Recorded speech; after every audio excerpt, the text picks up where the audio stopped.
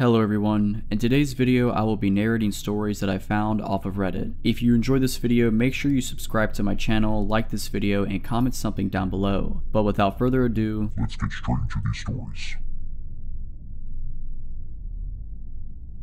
One time I was walking home from the train station after I spent the weekend at my aunt's house. It was about 11 at night and very dark outside. When I was almost home, I noticed a guy on crutches in front of me who walked the same direction and then stopped every couple meters to turn around and look at me before continuing to walk on. Since he was walking with a limp, I quickly passed him. When I did, he stopped walking and grinned at me in a very creepy way. I kept moving, since I lived in an apartment over a burger restaurant. For a moment I considered to ask one of the employees to walk me to the front door because to get to the entrance of the apartment part of the house, you had to walk around the house into a dark court. Finally, I however didn't ask, because I thought what could possibly happen. The guy is on crutches and I didn't want to come across childish. So, I was walking through the court of our house and wanted to pull out my keys while walking. Suddenly, I couldn't find them in my handbag. I realized I had thrown them somewhere in my travel bag, because I didn't want to lose them from my handbag while staying at my aunt's and being out with her all the time. So, still standing in the middle of the court, I had to search the whole travel bag for the key. I was so distracted by the whole key searching incident that I totally forgot about the creepy guy I had encountered before. When I finally pulled the key out of the bag, I looked up behind me and the creepy guy from before was standing right behind me, grinning. I always thought in a situation like that I'd start screaming, but instead, I couldn't get myself to make any sound at all. With the keys in my hand, I started running to the front door, opened it, and jumped inside the house. The guy, still walking with a limp, followed me as fast as he could. Luckily, due to his injury, he wasn't as fast as me. Unfortunately for me, our front door was one of those doors that slowly fall into the lock automatically, but when you try to push them in order to shut them quicker, it pressures back and stops you from slamming it. So there I was, trying to push the door into the lock, while creepy guy was on his way to follow me into the house. Believe it or not, the door fell into the lock right in the second he reached the doorstep.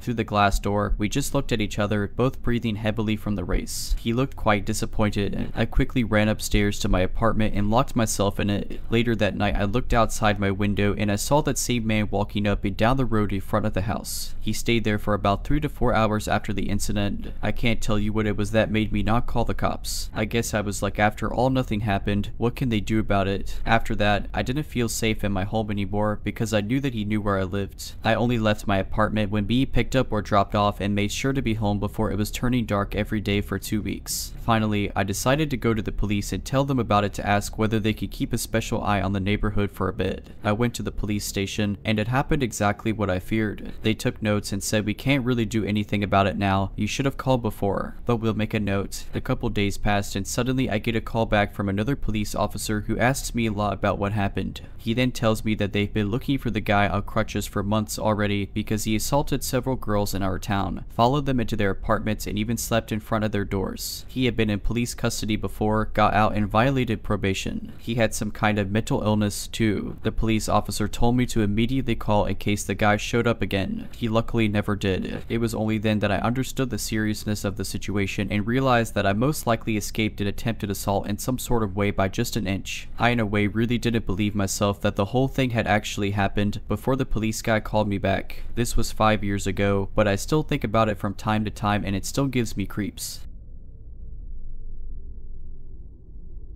Back when I was around 18 years old, I would go out to parties with my friend at night. It was my best friend at the time, Ivan, and his cousin Cesar that would invite me out that fateful night. I had been talking to a friend of Ivan on Facebook about meeting each other, and since I really hadn't had much experiences with girls, I thought it was now or never. This girl had a birthday party that day and invited us all to join her. So I took a bath, got ready, and my friends pulled up for me in a small car model that was really popular in Mexico in early 2000s. Since it was small, it was really good at saving gas and not too expensive, so the perfect car for a college student. I said bye to my mom and got in. We went to buy beer for the night and a pack of smokes for everyone. Back then I would smoke a lot. I still cringe about it, but it was a college thing, I suppose. My friend told us that he had been in contact with this girl on Facebook and that she accepted to come to the party with him tonight. We all were impressed and happy for him. We pulled to her house and parked near a park to wait for her. I remember a group of thugs walking around the park, but since they seemed our age, we weren't bummed out. My friend called her to come out and my friend Cesar stepped out for a smoke. I was sitting in the back not wanting to come out because of these guys outside. They seemed to be asking for trouble because they begun to argue about something really dumb with him. So my friend Ivan told me to step out just to have his back in case anything went down. I'm not particularly strong, but I am almost 6 feet tall, and with a winter coat I tried my best to appear tough enough for them to think twice. I lit a cigarette and pretended to be a tough guy and looked at a guy and laughed. Somehow it worked and they left. We went to the party and had a great time. I made out all night the girl I was talking to and later even found out she had kissed pretty much every dude that was there before me. Nevertheless, I was still grateful for the opportunity and said goodbye with a long kiss. As we headed back to the house of my friend's date, she seemed very quiet. I knew they had hit it off during the party but now looked stiff and even scared. My friend and I were ready in the back to let them have the front to themselves, but she was just nervously looking at her phone. When we arrived, she wanted to get out and my friend, trying to score points, said, "Wait, I'll walk you in." She did not like this and said, "Just go." We were a bit buzzed in the back and wanted to have a smoke, so we all stepped outside and watched them go to her door. I remember laughing about something with my friend when the mood suddenly became so dark. She started screaming, "Go now. Get out of here." The car pulled out nearly in front of us and people with bats and blunt instruments got off so fast I barely remember how I got back into the back seat. The girl said something along the lines of "leave them alone" and held him while a bunch of dudes got out. My friend Ivan got into the driving seat and started the car. Thankfully it started right up without trouble, but a big bottle of liquor then hit the windshield, cracking the top corner. I saw some guys come from the right side of the car where we were standing and quickly went to the other side to let my friend have easy way in into the back right seat. As I turned the corner, I saw this massive looking guy come up to me and barely had time to close the door and pulled the lock down. The dude was punching my window. My other friend wasn't so lucky since he actually got hit in the head and I barely made it in the car. He couldn't even close the door because one guy was grabbing his leg. All of this happened in the span of 6 seconds. I acted all out of instinct and thankfully we all got in and my friend stepped to the gas while zigzagging in case they would shoot us. We all were scared and wondered what had happened. As we got back to our neighborhood, my friends were fuming. Both of them knew their way around the fight and could hold their own. I, on the other hand, am turning 30 next year and still have never been in a fight. Thankfully, I still had some cash left and told them we should go buy some illegal beer at midnight and tried my best to calm them down and convince them not to go back. My friend Cesar had actually woken a dude up in the middle of the night with a phone call and the man was ready to show up and tear down. After a few beers and a lot of talking, I convinced them it wasn't worth it and to just let the night end. I got home, my parents never found out and I just fell asleep. The next few days, my friend Iva called me and told me that the girl's ex-boyfriend was actually a lead gang member, a gang known for beating up people and dropping them in water canals around the city. My heart dropped out of my chest. We had been seconds away from getting beat down and maybe killed by a bunch of thugs for just a day. If it wasn't for our quick reaction, or backing them up a bit and something outside this realm that wanted us to get away, we might not have made it. All I can say is trust your gut and your instincts. In the end, it all happens so fast it's all you have.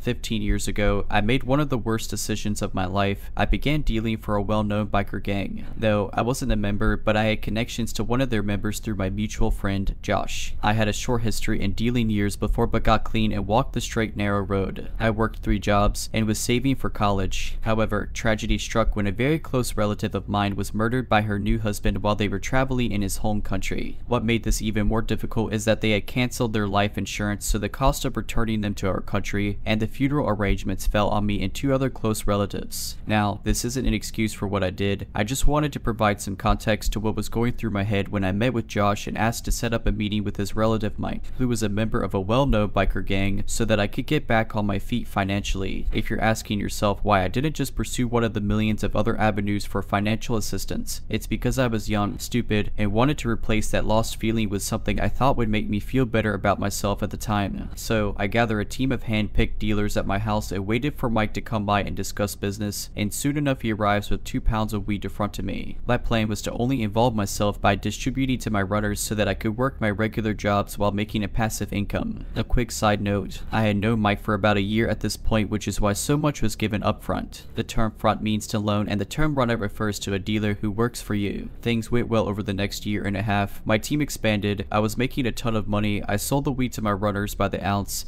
paid a discount per the pound, and was making hundreds in profit a week and thousands a month. I was happy and Mike was happy, and he only ever had to deal with me and never had to meet or address any of my runners. However, this is where the story takes a drastic turn for the worse and why you should never trust a biker gang, especially when you're not working on the inside. I had just hired a good friend of mine as a runner. She needed money, was a single mother, and wanted to sell it to her friends who came over and always needed weed. This girl ended up selling through ounces faster than anyone else, so I trusted her with more product to sell at once since I would have to come back 2 or 3 times a week. However, I was going on vacation for 3 weeks and wanted to make sure that she had access to enough while I was away, so I left her with a lot more than I usually would. When I returned, I had come to collect and everybody but her was up to date on their payments, and after excuse she came to me to inform me that her new scale was set to the wrong measurement system and that she was out a good amount. I was upset and nearly kicked her off the team, but I've known this girl for years and it wasn't anything I couldn't recover on my own. However, she came to me when I was supposed to meet up with Mike to re-up, which means collect more product,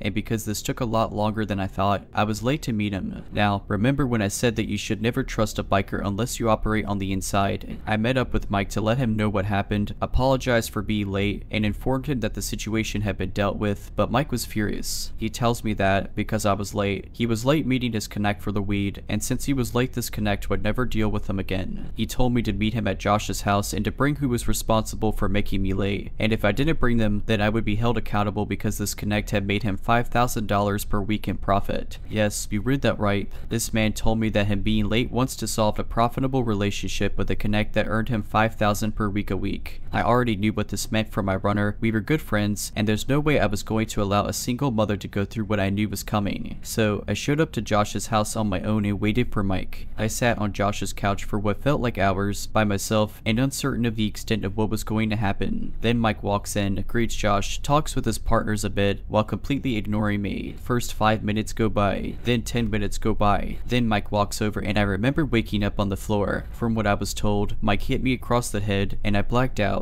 He proceeded to hit me for 2 to 3 more minutes until I woke up to him still hitting me. We sat on the couch and with a handgun to my head he tells me that he is going to charge me the profit he would have made every week from his connect for the next year. For those keeping track, that's $260,000. He tells me that he's going to be generous enough to do the first payment of $5,000 within 48 hours, that the money that I just gave him for my re-up didn't count, that I needed to return the weed, and that he was giving me 24 hours for each additional $5,000 after that. He took my car, which he underpriced at $10,000. This was a newish Mercedes at the time that I was still making payments on, and essentially planned on using me as a human automated teller machine. At this point I knew what was happening, and despite our relationship for the past year, he was going to exploit me for as long as he could until he had a reason to get rid of me. So I went home and thought about my options. I had around $17,000 in cash, my savings, which amounted to just over $35,000. But even that would only get me by on the payments for a week. I realized that even if I was able to come up with half of the money, I would end up in jail or worse. After 24 hours of deliberating, I considered the fact that Mike had never met any of my runners, my family had moved away from this town after the death of the relative, and there was no way that I was going to risk my life or my freedom for some arbitrary debt. So I took all my cash, made my savings available, and knew I only had 24 hours to run as fast and as far as I could. 40:30 in the morning, I gathered a bag full of clothes, called a lifelong friend of mine who had moved to another country 4 hours away, explained the situation, asked if I could stay on his couch for a week, and took a bus as close to the Greyhound station as I could get without stopping in front of it. The Greyhound didn't require photo identification at the time, and I didn't want to fly out of my own city in case anyone saw me, or Mike was able to figure out where I was going by pressing any of the airport staff. At this point my heart was beating out of my chest because, although the Greyhound isn't as busy as the airport, if Mike, or anyone he knew, saw me there it was game over. I waited an hour, then walked inside and bought a ticket for a city 3.5 hours away that had an airport. Before boarding, I wrote down all my important contacts, removed the battery from my phone, dropped it down the sewer, and began my escape. At 8:15 in the morning, I stop in said city and buy a ticket to go and meet said friend. 12:30 at noon, I land in a country I've never been to and a city I've never been to. My friend picks me up and we talk about the situation the entire way home. Him and I had a similar past, and although the story itself is ridiculous, he understands. When we arrive at his place, I cut my hair, decide on a new name I'll go by while staying in the city while deciding my next move. I get a new prepaid phone and number and try to relax. 6 in the afternoon. I was supposed to meet Mike 30 minutes ago. The stress starts to kick in. 8 at night, we've been drinking and telling stories, and I remember that I hadn't deleted my Facebook, so I jumped onto my friend's laptop, threw on a VPN that was located in my home country, and was met with a flood of messages. Josh and Mike had kicked in my front door and destroyed my place. They left messages with the addresses of places they thought I was hiding out. They told me that they were watching the airport and Greyhound station and told me that it would be impossible to leave the city. It was at that point that I realized they never knew I left. Throughout the coming weeks, months, and years, I made a habit of changing phones and moved around from city to city and country to country. I even did those work for your accommodation programs in a couple of countries as a tourist. Every few weeks and months, I would get an email from a single friend back home who would tell me that Josh or his girlfriend were telling people to assure me that it was okay to come back, and things had blown over. A couple times I even tried to reach out to some other friends back home, only to find out that they were trying to cash in on the reward Mike had placed to anyone who could find out where I was. It eventually became easier to cut contact with anyone and everyone around me if I felt that I needed to move or felt that I couldn't entirely trust them. I could never go back to who I was or where I came from physically or mentally. I later found out that Mike had a nasty habit of hiring dealers that when he thought they had made a good amount of money, he would conjure up some dire situation in which they would need to pay him back a crazy amount. He would drain them for every dime they had until they couldn't pay anymore. After that, they would usually end up in a ditch somewhere. One of his associates, who happened to be my next door neighbor back home, was recently charged for first-degree murder after taking a woman out to the woods and killing her. Although this did a number on my trust issues, I've made a lot of changes throughout my life since the event. I've changed my name. Obviously, I'm in my mid-30s now. I have an amazing corporate position in a company that changes lives. I speak to schools about the impact of poverty, and it's taught me to empathize with people in different positions than my own. I own a condo in a very beautiful city. I'm engaged. I took up learning a second language, and I never take the second chance I've been given for granted. I've been clean for just over 15 years now. I've never told anyone in my new life about what's happened. I don't even think they would believe me. I take full responsibility for my stupidity in my younger years. Never again.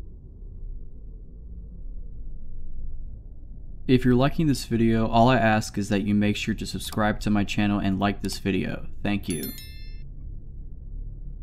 I, a 24-year-old woman at the time, was 21 years old. I lived in a larger small city in the Midwest. At the time, I had no car, a bicycle, and hardly enough money for the public buses. I worked at a retail battery, lighting, and repair store. I worked full-time and only lived a little over a mile from my job. Since I was a female in a male-dominated field, I was often used to targeted abuse from men that thought that they knew better. Many times I stood my ground and flaunted my knowledge in subjects that these men couldn't grasp. Because of my willingness to learn and my close proximity to work, I often worked all sorts of hours, mostly by myself. This time I wasn't the person closing and had a coworker, Joey, who was 22, who came in for a part-time shift after he wrapped up classes at the local college. We had a close friendship, and we often stood up for each other and stood in when we were flustered or needed to go to the bathroom in the back. Joey received a phone call for a possible repair on a smartphone, a low-tier phone though, and he wasn't 100% sure if it was a phone that we could repair. He asked the young female caller to stop by for a consult. She had quickly agreed and said that she would stop by at around 5:30. This was a night that I was supposed to get done at 6 and catch the bus at around 6:30. It was a windy, drizzly, early fall night. I remember this because I had my bike with, and it became my anchor that night. A little before 6, this frantic, terrified, bawling 20-something-year-old woman came into our tiny shop. I was at the counter, switching out aging price tags and general store maintenance. I looked up at her, confused and willing to help. She looked me deep in the eyes, asking if Joey was here. At the time, he was using our tiny bathroom in the back, so I had to step in and help out any customers. I told her that he was currently busy and that I was willing to help her. She handed me her smashed cheap phone very timidly. My customer service skills couldn't prepare me for what she was going to say next. She quietly told me that her boyfriend, who was out in his red mini truck in the small front parking lot,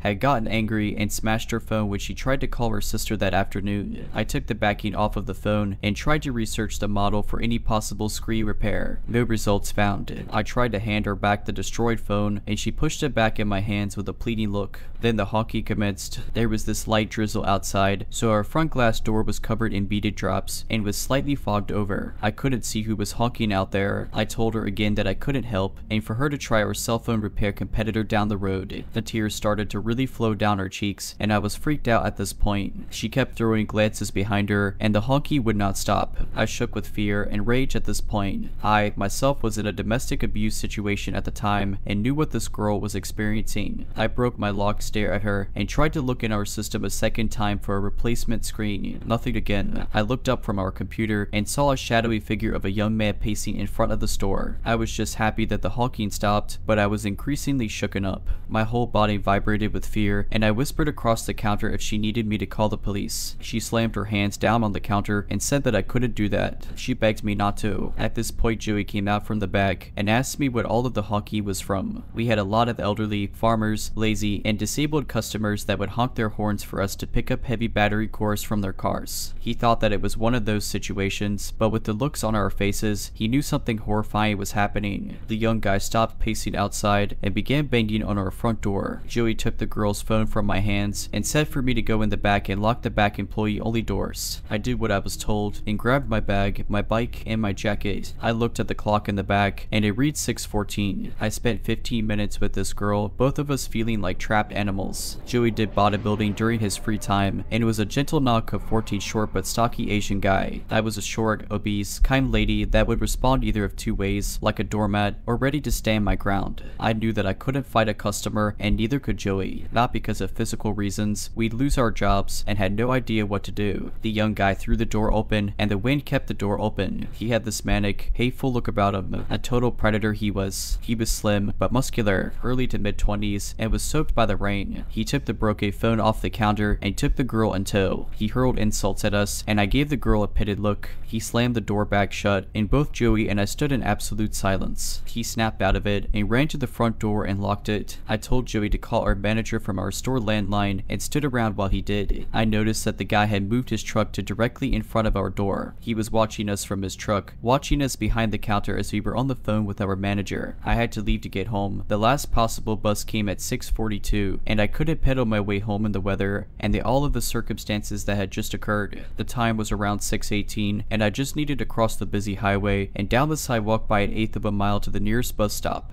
Joey, the guy, and I played the waiting game. It was 6:23 when the jerk finally left our parking lot. I told Joey that I would leave at 6:25 so I could arrive at the stop safely. Joey opened the front door and I threw myself on top of my bike and pedaled harder than I could ever imagine. Now mind you, our store was in an industrial shopping area at the very edge of town. We worked next to a Subway shop and worked across from a strip mall with a bullseye store and a local chain grocery store with other retail stores and a bank all in that large lot. It started to downpour and as I tried to pull out of our parking lot straddling my bicycle, I caught a glimpse of the red truck looping around the Subway shop. The highway had dual lanes each way and I had to play real life Frogger if I wanted to make it my destination in one piece. There was a few cars that slowed for me as I hauled myself to the other side of the road. I jumped off of my bike and threw it on top of the curb. I promptly hopped back on and tried to pedal off. My front wheel was stuck in the grassy strip and my right foot had slipped off of the pedal. My shin struck the pedal and I had to act quickly. I grabbed the frame of my bike and jogged awkwardly to the bus stop.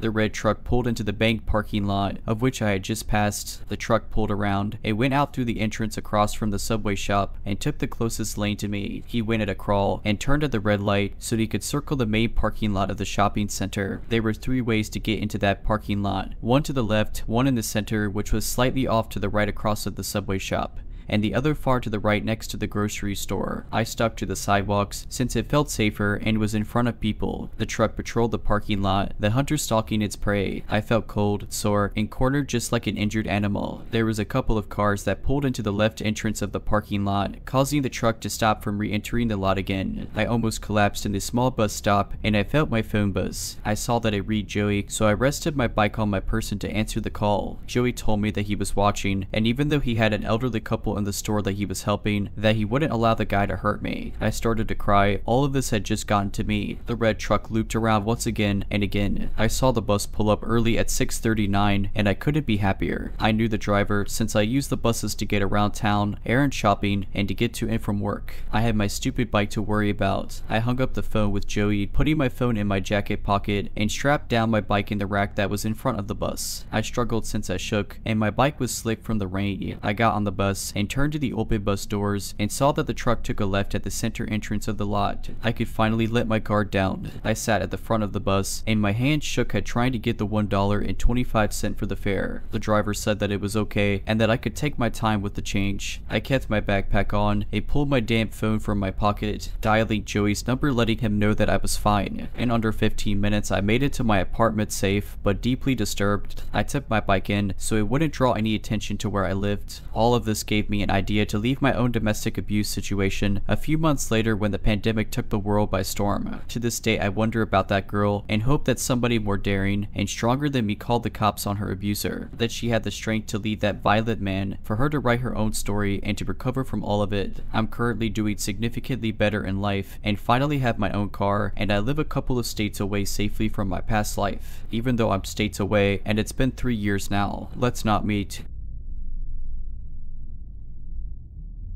Hello everyone, my name is Lisa and here I will tell you my story, which I describe as really terrifying and which unfortunately still affects my life today. You will understand why. I decided to share it with you because it took place exactly 2 years ago and because I think it can serve to awaken the prudence of some, especially in this period where the days are shortening. To put you in context, this happened on October 1st, 2020 in the midst of the pandemic. I was 17 at the time and I had just left France near Paris for a provincial town to continue my studies. As a student 4 hours by train from my parents, I obviously decided to take an apartment, but the prices were unaffordable for me, so I settled in a brand new student residence. It is in the heart of a rich residential pavilion, contrasting with my small student residence. Everything is fine. I normally go to school, but right from the beginning, the teachers tell us that unlike students in other disciplines, we will have lessons in presence and not at a distance, so we will be the only ones to animate this part of the campus. In short, the first classes are going pretty well, even though I have trouble fitting in like the others because of the masks and this nasty virus. There is also a black shadow. On Thursdays and Fridays I finish at 8 at night, which makes me return to my little house around 8:45. Time to wait for the tramway that didn't pass often during the pandemic and make the 3 stops before walking 10 minutes to the residence. As you understood, I was alone on my way to school, but in the week of September 21st to the 27th, when I went to class in the morning, I met strangely a man 3 times dressed in black, wearing a hood and whose face I could not really distinguish. Finally arrives the night of October 1st. As usual, I leave school, but unlike other days, I take the tramway. About 1 hour later, I finally made a friend with whom I discussed the time of his bus. And as usual, I wait alone, and once in the tramway I realize that just as at the stop there is nobody except the driver and me. So I decided to sit in the 4-seat squares to make myself comfortable. At the next stop, which is still in the campus area, as I turn my head before the doors automatically close, my eyes cross that of a man sitting alone in black. And in half a second, the man blocks the doors that were closing and enters. While the tramway is empty, he sits in front of me. Intimidated and understanding that the situation is suspicious, I look away. I prefer to look out the window. The more time passes, the more my instinct leads me to believe that this man may have bad intentions. In my head, I begin to develop a plan to ensure that the person does not follow me when I have to go down. Once the tram arrives at its destination, I decide to leave at the last moment, just before the tram closes. As I start walking, I hear a cry and I turn my head. I see the man who managed to get out and obviously pinched his fingers blocking the doors. The latter then begins to walk behind me. This time I am sure I am being followed. As I accelerate the pace, I hear the man do the same. I can even hear his breath coming closer. Then it came to me to pretend to be on the phone to scare him. That worked at first. Indeed, when the man turned around, my phone rang. I later learned it was my friend who just wanted to tell me he had the wrong bus. I was sure he heard the bell and therefore understood the deception. I turn around and see the man slip something in his hand. I see nothing because of the night. The latter starts screaming and running after me. While I am out of breath, I rush into a crossing on a neighbor. I throw myself in the arms of the latter and shout loud, "Great, you came to get me." At these words, my neighbor immediately understood the situation and returned with me to the residence. Before that, I turned one last time and nothing. The man had disappeared. Once I'm in my room crying, I think back to this man's walk. Then go. It looks like the person I met earlier this week. I decide the next day to make a statement. During the day, I was called to tell myself that the surveillance videos of the tram had revealed the identity of the person. He was a wanted man for assault and armed robbery. Apparently, he found pleasure in assaulting rich girls to humiliate them before stealing them. That's when he prowled in my neighborhood. Made my blood run cold, and I decided to go home to my parents. Apparently, the man was found 2 weeks later in another city for assaulting a young girl in a store. Pay attention to yourself, especially at at night, and above all, nothing is better than to follow your instincts. Still today, we talk about it with my neighbor. Besides, he confessed to me last year that he often saw the scene and especially rethinks my face decomposed by fear. He says he's deeply shocked. Even if this story ends well, it has developed in me a kind of distrust. I remain on my guard, especially when it comes to meeting people with hoodies. Now I keep a pepper spray in my bag. This happened when I was about 16 years old, so over 20 years ago. I have 5 younger siblings and my little sister would have been 5 years old. We lived in a bad neighborhood. In the housing projects, our neighbor was nice, but she always had sketchy looking people hanging around, especially men. One day these 2 new guys started hanging out there every day. They'd always be outside smoking or just sitting on our porch. They made me really uncomfortable. They were always staring at me and would sometimes try to get me to walk over and talk to them. Or they'd come over into our yard when my parents weren't home and talk to me, asking me if I had a boyfriend and asking me if I wanted some beer or weed. I was a goody two-shoes Mormon girl, so I was always like, no thank you, I have to go inside now. They were probably both around 30 years old or so. Then they started coming over and asking to use our phone when my parents weren't home. My parents always let the neighbors use our phone, so I never said no, but I would just pass it through the door and make them stay on the porch. They'd sometimes ask to come in or try to talk to me, but I would tell them no because my parents weren't home. Now I realize how dumb that was because they could have just pushed the door open, but I was raised to ignore red flags and be polite and sweet at all times. Anyway, we had a little dog and I always took him outside early in the morning on a leash. I was out one morning and one of the guys came outside and stood there staring at me for a few minutes and then went back in. I brought the dog inside and just a few minutes later there's a quiet knock on the door. I opened it and both guys are there and one says, "We just saw your baby sister out by the highway. You need to come get her." I panicked and ran outside with them. I started to run down our street towards the highway and one of them says, "No, we'll drive you down there. We need to hurry." I seriously took 2 steps towards their truck before I realized what I was doing. I stopped and said that I needed to go back inside and tell my parents, and the man closest to me grabbed my arm and jerked me towards the truck yelling, "We have to go now. She's going to get hit by a car." I instantly felt sick and just yelled, "Let go of me." He dropped my arm and I ran back inside my house. I ran into my parents' bedroom to wake them up and my little sister was sleeping in their bed with them. I woke everyone up because I was freaking out and my dad ran outside and the guys in their truck were gone. I never saw them at the neighbor's house again. I wish I could say that my parents called the police or something, but they just kind of shrugged it off and made excuses like maybe they saw another kid that looked like your sister. If you're liking this video, all I ask is that you make sure to subscribe to my channel and like this video. Thank you.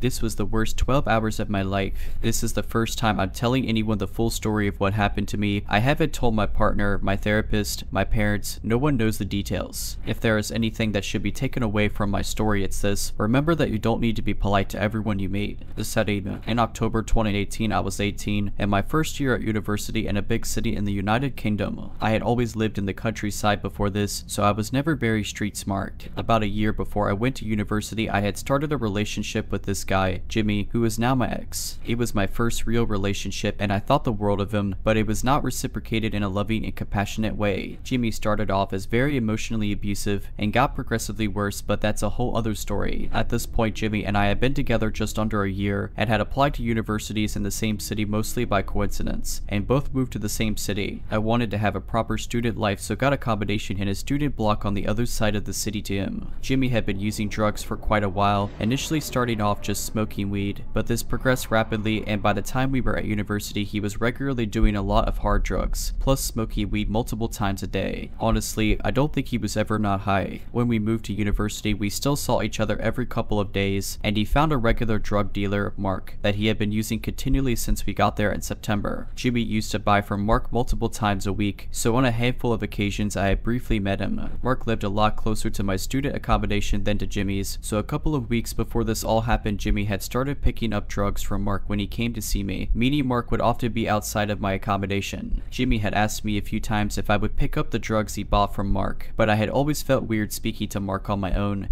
Plus I rarely smoked weed, so felt very weird picking up drugs in general. At 6 in the afternoon, at the end of October, Jimmy had plans to come and see me that evening and asked me again if I would pick up some weed from Mark. I was in a good mood that day and feeling more confident than usual, so for the first time I agreed to. Jimmy gave me Mark's number and said that Mark would message me when he was on his way. Only around 10 minutes later I got a message from Mark saying that he was nearly outside my apartment, and I needed to go outside, so I did. Outside of my accommodation there was a quieter area with a lot of benches, so I sat and waited for him. Behind me was only a wall and a small contained area that had all of the bins for the building. Out of nowhere I felt someone's hands on my shoulders in a really weird, creepy way. I jumped, obviously, and realized it was Mark, who I barely recognized as I had only briefly seen him a couple of times. I realized now that my back had been to the wall at the bin storage, so he must have been waiting there. I was immediately on guard because of how he touched my shoulders, especially because I didn't know him, so shifted away from him as he sat down next to me. He began talking to me as if we were buddies, asking me a million questions about myself, like deeply personal questions. The whole time I was deflecting, not wanting to give out any information, so started asking him questions instead. He began a really deep monologue about himself and his life, where he openly told me he had just gotten out of prison a few months before. It was for some kind of violent crime. I engaged his ramblings, just nodding along, but still trying to get back to the whole point of just picking up drugs for my boyfriend. It reached 7. I have always been able to talk to anyone. It was always taught to be nice when someone is talking, so I ended up sitting there for around an hour trying to get the conversation back to the reason I was there, to pick up drugs for my boyfriend and go. It was so long it actually started getting dark. This guy just kept talking. I knew my boyfriend was going to be coming over soon, so I kept looking at my phone to see if he was on his way,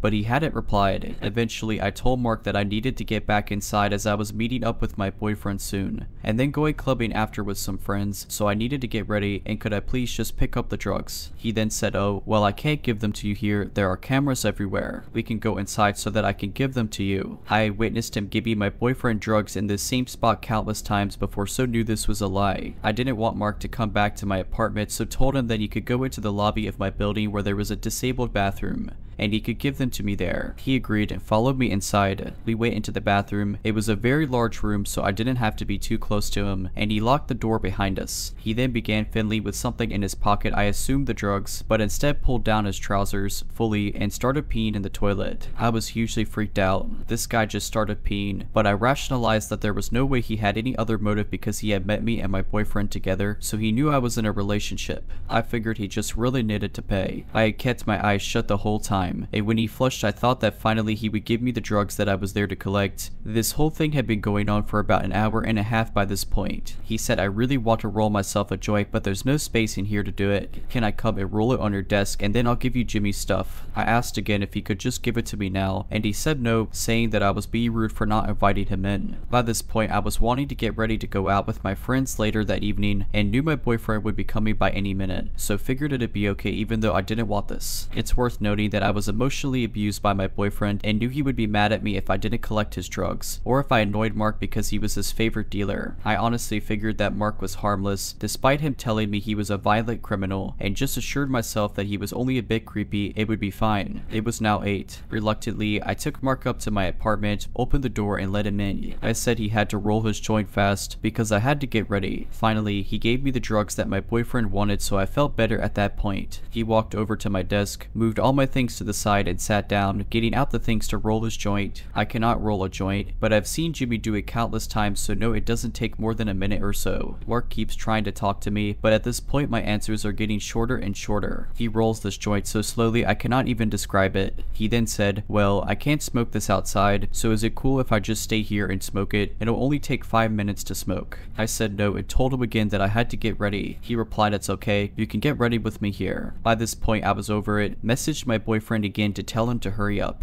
Mark asked me again, and in my frustration and wanting this guy out of my apartment I just said okay sure, but be quick. I then went out of my room into the shared kitchen. I only had 2 flatmates and no one else was in the apartment that night. Grabbed some wine and a glass so that I could have some solitary pre-drinks and returned to my room. I sat for another 15 minutes being increasingly less polite, but he kept talking to me. I drank my first glass of wine pretty fast and just decided if Mark was going to take ages then I would just get ready to go out with my friends. I told him that as soon as he finished smoking he could just leave on his own, so I left him sat at my desk, took some clothes into the bathroom and jumped into the shower. It was now night. Maybe a minute or so into my shower I heard some soft footsteps outside the door, and like a scene from a freaking horror movie, I saw the door handle slowly be pushed down. Thank the Lord I remembered to lock the door. All of a sudden Mark began banging on the door. I turned the shower off and just said hello through the door. He shouted through the door, asking me to let him in because he needed to pee again. I obviously said no and just just got dried and dressed. Thankfully, I took clothes to the bathroom as fast as I could. By this point, I figured there was no way he was going to leave my apartment until I did, so I did my makeup as fast as I physically could and messaged my friends that I'd be coming to theirs sooner than I had planned. I still hadn't gotten a reply from my boyfriend, so I just told him that I was going out early and not to come over. I got ready to go and told Mark that I was leaving now and he needed to come downstairs with me. He was still sat at my desk and ignored what I was saying. He asked if he could stay in my room while I was out because he was tired and wanted a nap.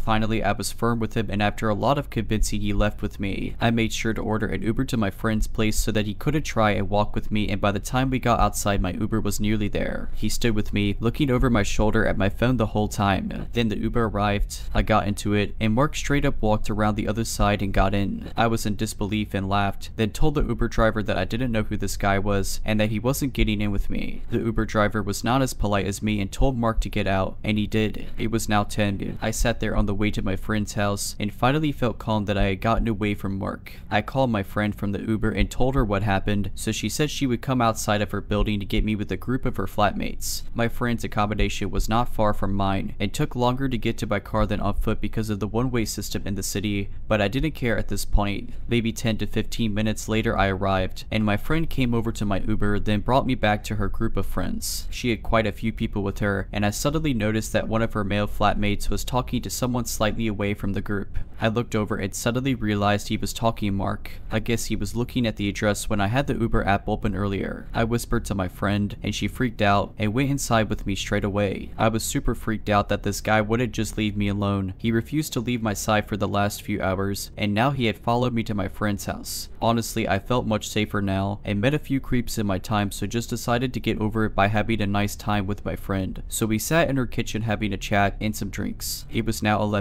After a while talking to her, I almost forgot what had happened just an hour ago and was getting increasingly tipsy from the wine. The kitchen door opened and her male flatmate comes inside announcing that he invited a guy who had given him free weed. You guessed it, Mark walked in. Mark addressed me by name and walked over, putting his hands around my waist from behind. I get pretty confident when I drink, so I had no problem pushing him off me and announcing to everyone in a jokey way, yeah, this is the guy who has been following me around all evening. I don't know him. Even in this room with all of my friends' flatmates, I still didn't feel safe. He stayed away from me, looking at me for a while from the other side of the kitchen, and I just ignored him. My friend could tell I was uncomfortable, so suggested we go and drink in her room. Around 30 minutes after going into her room, the door slams open suddenly, and Mark is standing there. He says, "Oh, I was looking for the bathroom. Can I use yours?" She tells him to get the out, and he does. I'm honestly just bored of this guy's constant presence at this point, so we decide to just go to the club early. It's now 12. We grab our stuff, run past the kitchen door and outside. My friend orders us an Uber, and we get in and go to the club. After a while, some of her flatmates join us, but Mark does not. Thank the Lord. The people who had been in the kitchen said that Mark left shortly after he saw me and my friend leave,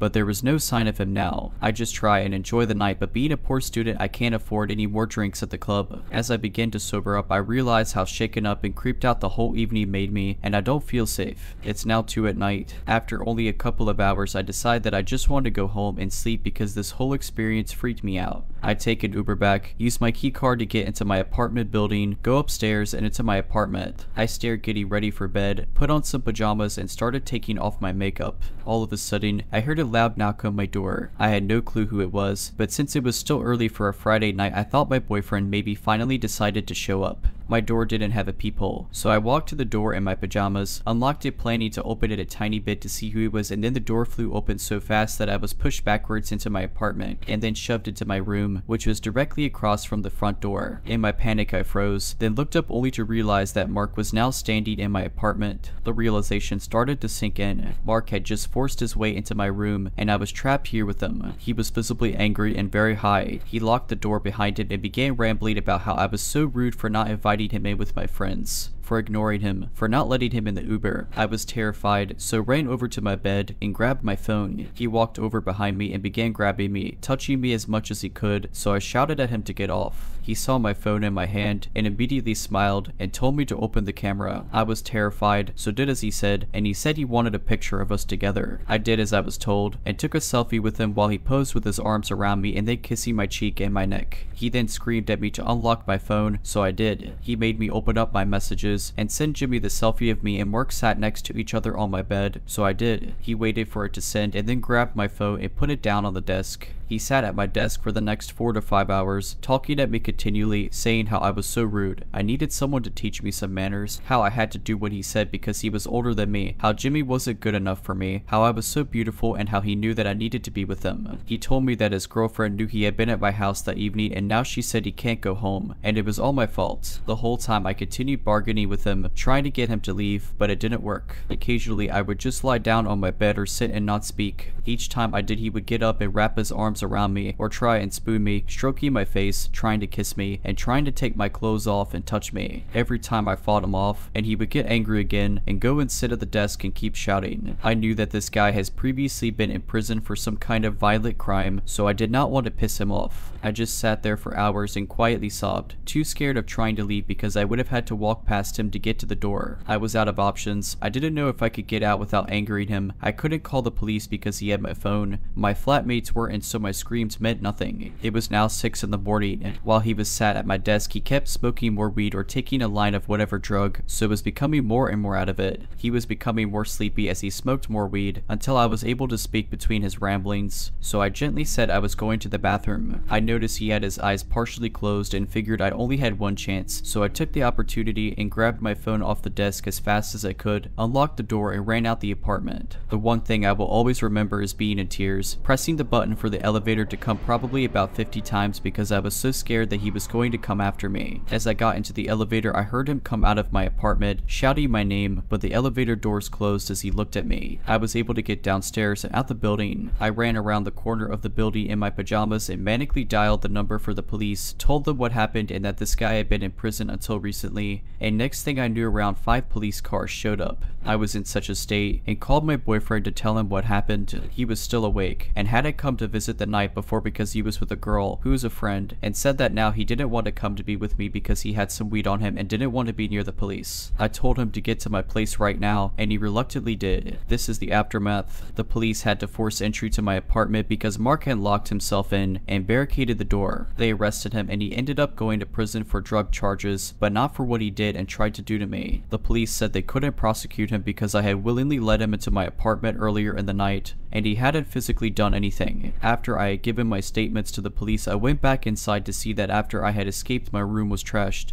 Mark had thrown things around and smashed things in anger. I'm so glad I got out when I did because I can't imagine what would have happened if I was trapped in the crossfire. I don't know what happened to Mark after that, but I moved out of that apartment a couple of months later and away from that city as soon as I could when the pandemic hit, to make sure Mark could never find me. I actually stayed in my abusive relationship for another year or so until I realized that I was too good to put up with Jimmy's stuff. I couldn't go outside for months after, which messed up the whole of my first year at university. It has taken until now for me to be able to walk around at night, and being alone in public is still really difficult. If you take one thing away from this, stop being so polite. I was raised to be nice to everyone, and I realize now that being polite worsened everything. I wish I had never been polite enough to pick up drugs for my ex, or polite enough to let Mark into my apartment when he begged. So to Mark, let's not meet again.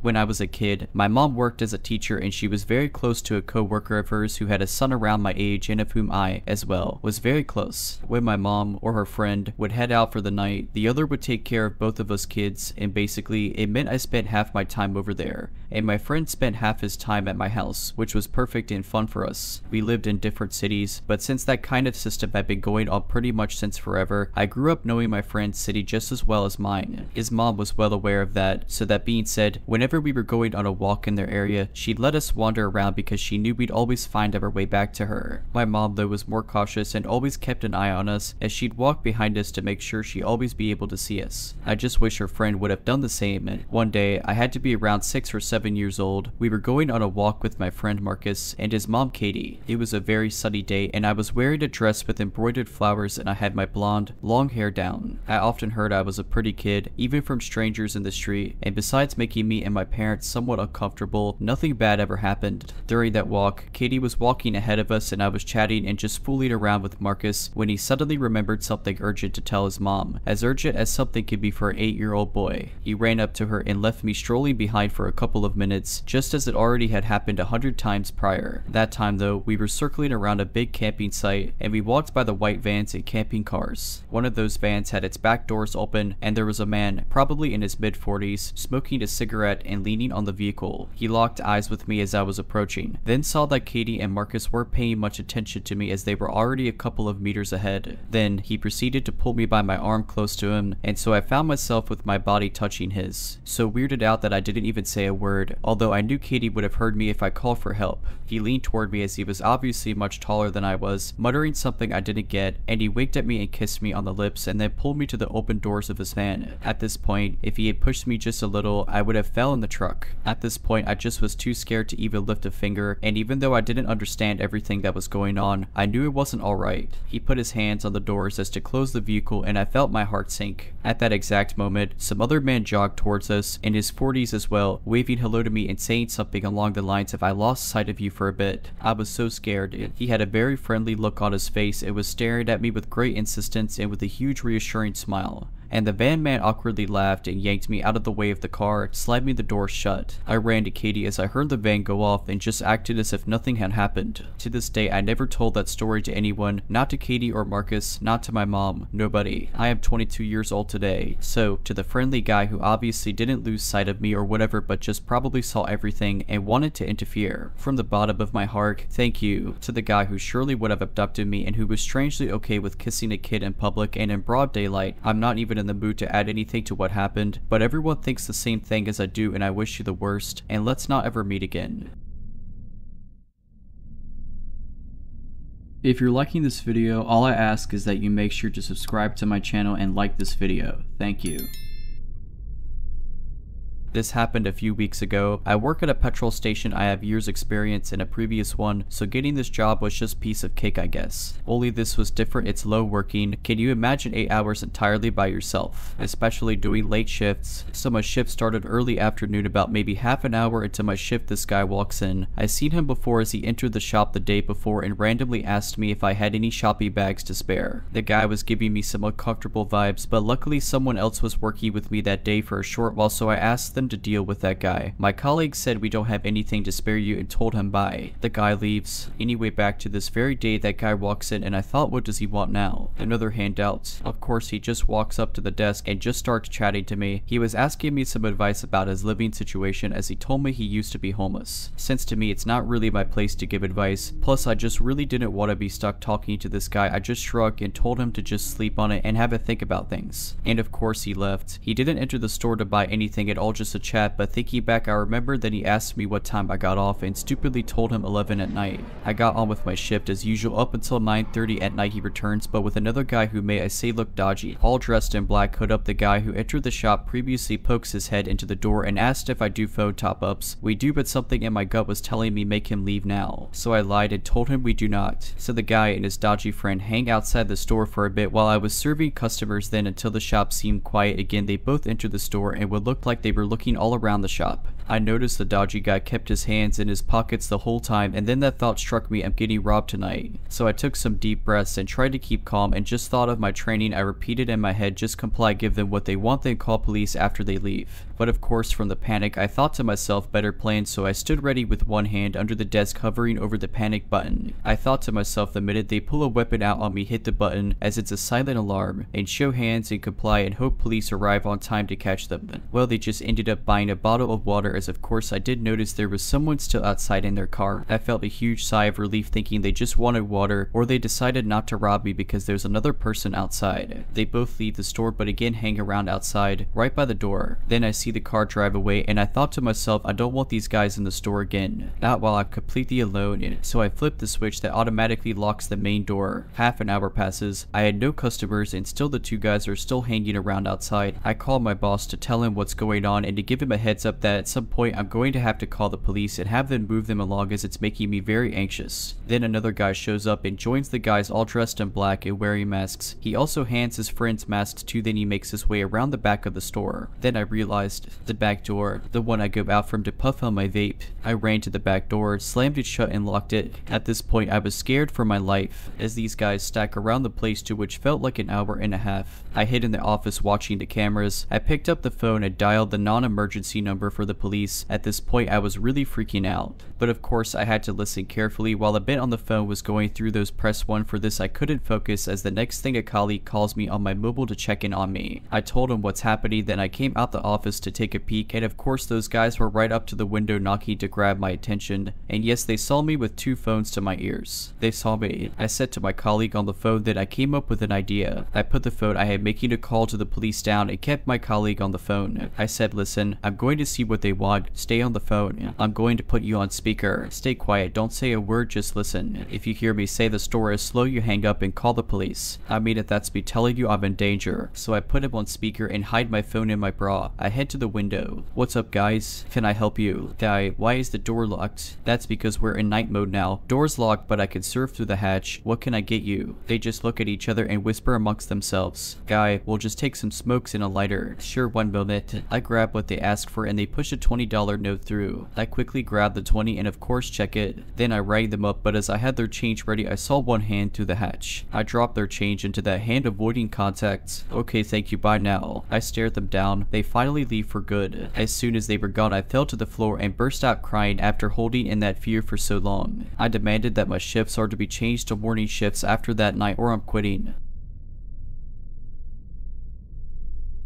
In my late teens and early 20s, I was friends with a girl named Lucy. She was a very lonely kind of girl whose parents were, well, honestly, really bad parents. Her mother was verbally abusive and her father really couldn't care less about anything. Because of the lack of love in her life, Lucy searched through dating sites for love and comfort from strange men, and she was not afraid of meeting them face to face even if they'd been chatting for only a few days. My friendship with Lucy was a strange one. I found her quite annoying sometimes, but I also felt awful for her because of her loneliness and lack of friends and love in her life. Sometimes I really didn't want to hang out with her, and some days I would accept her offer to hang out. When it was just her and I together, she was normal and okay to be around, but also very appreciative of having someone giving her attention. We had a small group of friends and she would try to get all of us together as often as possible, and honestly, the whole group together was really quite fun. When we were all together, Lucy was very hyper and you could just tell that she was happy to be around people who didn't insult her as her mother does. Suddenly, Lucy tells us she has a boyfriend. We were all surprised because we knew she met a lot of guys online, but we had never heard her say she was dating someone. A few days later, she sets up a day for our friend group to meet Trevor. None of us were looking forward to it because we thought he was going to be like all the others, a temporary boy toy. When we met him, we all felt awkward. He barely spoke a word. He wouldn't look directly at any of us at all. Lucy would try to be funny, but he would just give her dirty looks. Needless to say, we thought he was a weird one and could tell he didn't care much for her. As the days went on, Lucy kept telling me how much Trevor did not like me. This was weird because no one ever disliked me. I am always polite, respectful, and I smile a lot at everyone, but for some reason, he did not like me. She kept saying he thinks I abuse Lucy for her money. Not sure how he thought that since I paid for everything for Lucy. To keep this piece of the story short, I think he was trying to find reasons to convince her to get rid of me. I got a terrible vibe from Trevor. He dressed like he didn't care about life. He never smiled. He didn't shake our hands when first meeting us. He stank of weed and really had an overall uncomfortable feeling about him. After months of Trevor trying to convince Lucy that I am a terrible friend and she should not hang out with me anymore, she started to do as he said. She would start to hide me from him. If she and I were together and he would call her on her phone, she would lie and say I wasn't there. If she was with a group of friends, he would never swear I wasn't there. When he was going to be joining the group on an outing or just hanging out at her place, she would tell me I couldn't come. Lucy will do whatever a boyfriend says just to keep pleasing him so she doesn't lose him. Now here's where it gets scary. Lucy calls me one day and says she wants me to come hang out at her place. I agreed. She came to pick me up. We went to her house and watched television for a bit. We then decided since it's a nice day outside, we would take her 2 dogs for a walk to a nearby pocket park and would later return to the house to have lunch together. While at this park, she receives a phone call. Now, let me say that Lucy is not a private person whatsoever and has never ever walked away to answer a phone call until this day. She walked far enough away that she knew I would not be able to hear anything she said. This was suspicious to me, but not enough to question it. The call ends as she begins walking toward me with a look on her face as if she is trying not to smile. She tells me, "So, I need to bring you home now." I was slightly confused as we had only been together for about an hour when we usually spend the entire day together. She would never wanted me to go home. She would even frequently beg me to sleep over to avoid being alone. So anyway, I said okay and we walked to drop off her dogs at home and we got into her car and off we went. About 10 minutes into the car ride, I realized she isn't going in the direction of my house, so I questioned it. "Where are we going?" She smirked but didn't respond.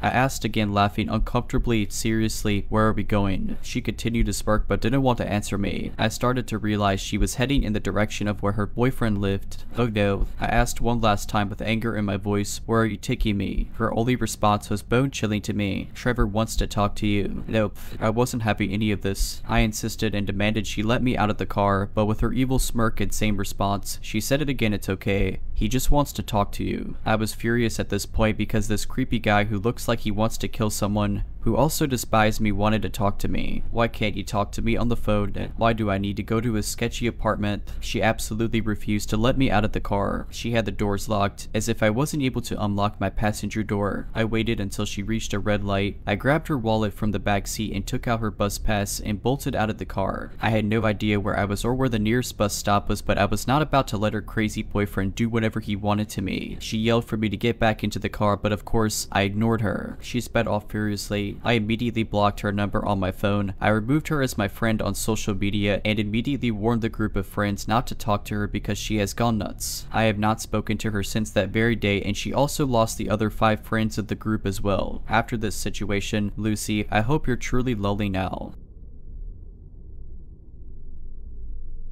I have a more or less unusual story that I would like to tell you. I have a clear memory of it. It takes place last year, in 2021. I was often driving back and forth from Montreal to Quebec City for my work and to see my family. It was late because I was driving almost at night, around 7. I was not on a highway but on a national road, not very busy, surrounded by forests and plains. I didn't mind driving at night because I had good vision and little fatigue, but halfway to my goal, in the distance, in the middle of the road, I realized that there was someone crouched down, who seemed afraid. I was close to a town, so seeing a person didn't seem strange. Obviously, I wasn't going to run over him. I stopped on the side. I realized that it was a woman about my age who was crying. I go to her and ask her if she is safe, if she is feeling well. After a few minutes of silence, she ended up telling me in a feverish tone that she was being followed and that she was very afraid. I didn't know what to do. The stress was building up. This had never happened to me on this road. I stayed close to her, but I could hear footsteps behind us coming up the side of the road. At first, it was just a vague and distant shadow from my point of view, then a silhouette of a tall, thin man. My brain quickly understood that this was the person the girl was afraid of, but she was paralyzed, still crouching, so I took her in my arms and put her in my car to take her to the nearest police station, so at least she would be safe and have a roof over her head for the night. I then started the engine and continued driving normally, but in the central rear view mirror, I could see the man more precisely. He was standing and not moving. He was dressed in an untidy way. To my astonishment, he got down on all fours as an animal would until the distance cut me off from his view. After this story, which was quite frightening at the time, I took the young woman back to a Quebec station and explained the situation. After a few days, I was able to get some information. This woman, who if I may give an anecdote is my companion today. Fortunately, I took this road that day. She had broken down in the middle of the road. A man had come to talk to her and offered to help her and invite her to his house. She refused, finding the man aggressive and insistent, but the man was not satisfied. He started to grab her hand and she started to struggle and run. I found her after she had run ahead of the man. She was having a panic attack at that time. The man then followed her until I saved her, as she says today. In retrospect, I didn't expect this man to want to hurt her. After all, maybe he was used to taking women to his house. Fortunately, my partner didn't go into his house a year ago. Maybe he was going to hurt her. If you're liking this video, all I ask is that you make sure to subscribe to my channel and like this video. Thank you.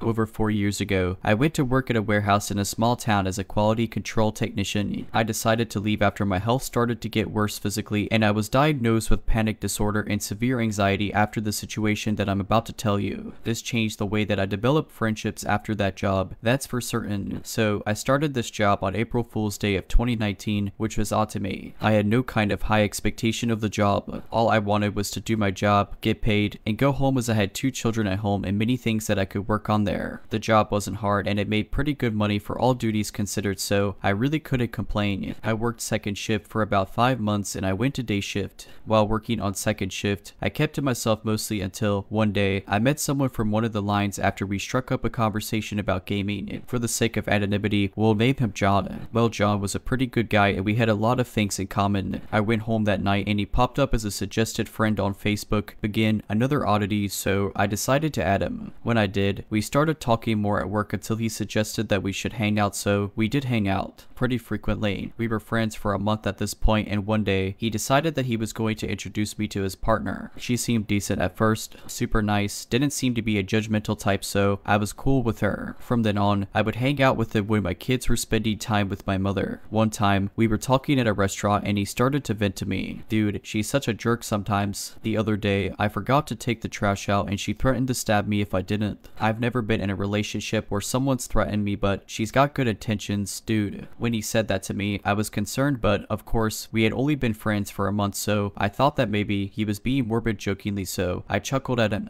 He gave me a pretty serious look and said, "I'm not joking." She really did. That concerned me. Fast forward about 8 months, they're still together and we all hang out pretty regularly, forgetting the things he told me then. One day, we were all talking and he seemed a little off that day, so I asked him what was wrong in front of her. He flashed a smirk and said, "Nothing, dude. I'm just a little tired." He didn't have his eyes on me though. He had them on her when I asked that. When we went to work the next day, I asked him again, "Do you promise to keep this between us?" Of course, I agreed. He said that he was breaking up with her and she went a little crazy. He said that she grabbed her gun and pointed it at him and said, "If I can't have you then, no one will." He said that he diffused the situation and is trying to look for a way out. Not really knowing what to say, I just said, "You'll figure it out, man. If you need somewhere to go then, you could come stay with me until you get her out of the house." Fast forward to another year. He finally decided to leave her. When he did, she flipped out again. This time, he told her over text. She said that she was going to find him and kill him and he was actually out of work that day with a vacation day. He sent me a text that said, "Hey, let me know if she comes over to work looking for me." That struck me as odd because I had no idea of the situation that was unfolding. She actually did come to our job and she asked me where he was and I said, "I have no idea. I thought he was with you and you guys went out of town or something." All she did was roll up her window and drive off. I called him and told him that she came by and he called the police about it. They had found her up the road with a loaded gun in the car. 2 months later, he decided to talk to her again, and when he did, he had something to tell me. When he called me, he asked if I had seen her around and I hadn't. He said, "I would take some vacation days if I were you." Dumbfounded, I asked him why. He said to me, "Because she's out of jail and her cousins are in town trying to find the people she has personal vendettas with." Here one of them. At that point, I was terrified. I grabbed my kids and went out of town. Took 2 weeks off of work. Come to find out, that next day, her and her cousins went to the next town over and shot 3 people in an apartment and killed them. I got the news about it the day after it happened. The reason why he knew they were coming after me is because they made a Facebook Messenger group that he was included in and sent a list of names. Everyone regarded it as spam and decided to disregard the message, but he knew what it was. 3 of the names on that list were the people that they shot. The 4th name on that list was mine. After they found the evidence and he decided to go public about the group and screenshots that he had, they were all charged with first-degree murder. From then on, I was very careful about who I would stick my neck out for because even though he knew the context of that list and her intentions, he decided to not inform anyone else on it. Needless to say, we aren't friends anymore and I dodged a bullet. Literally.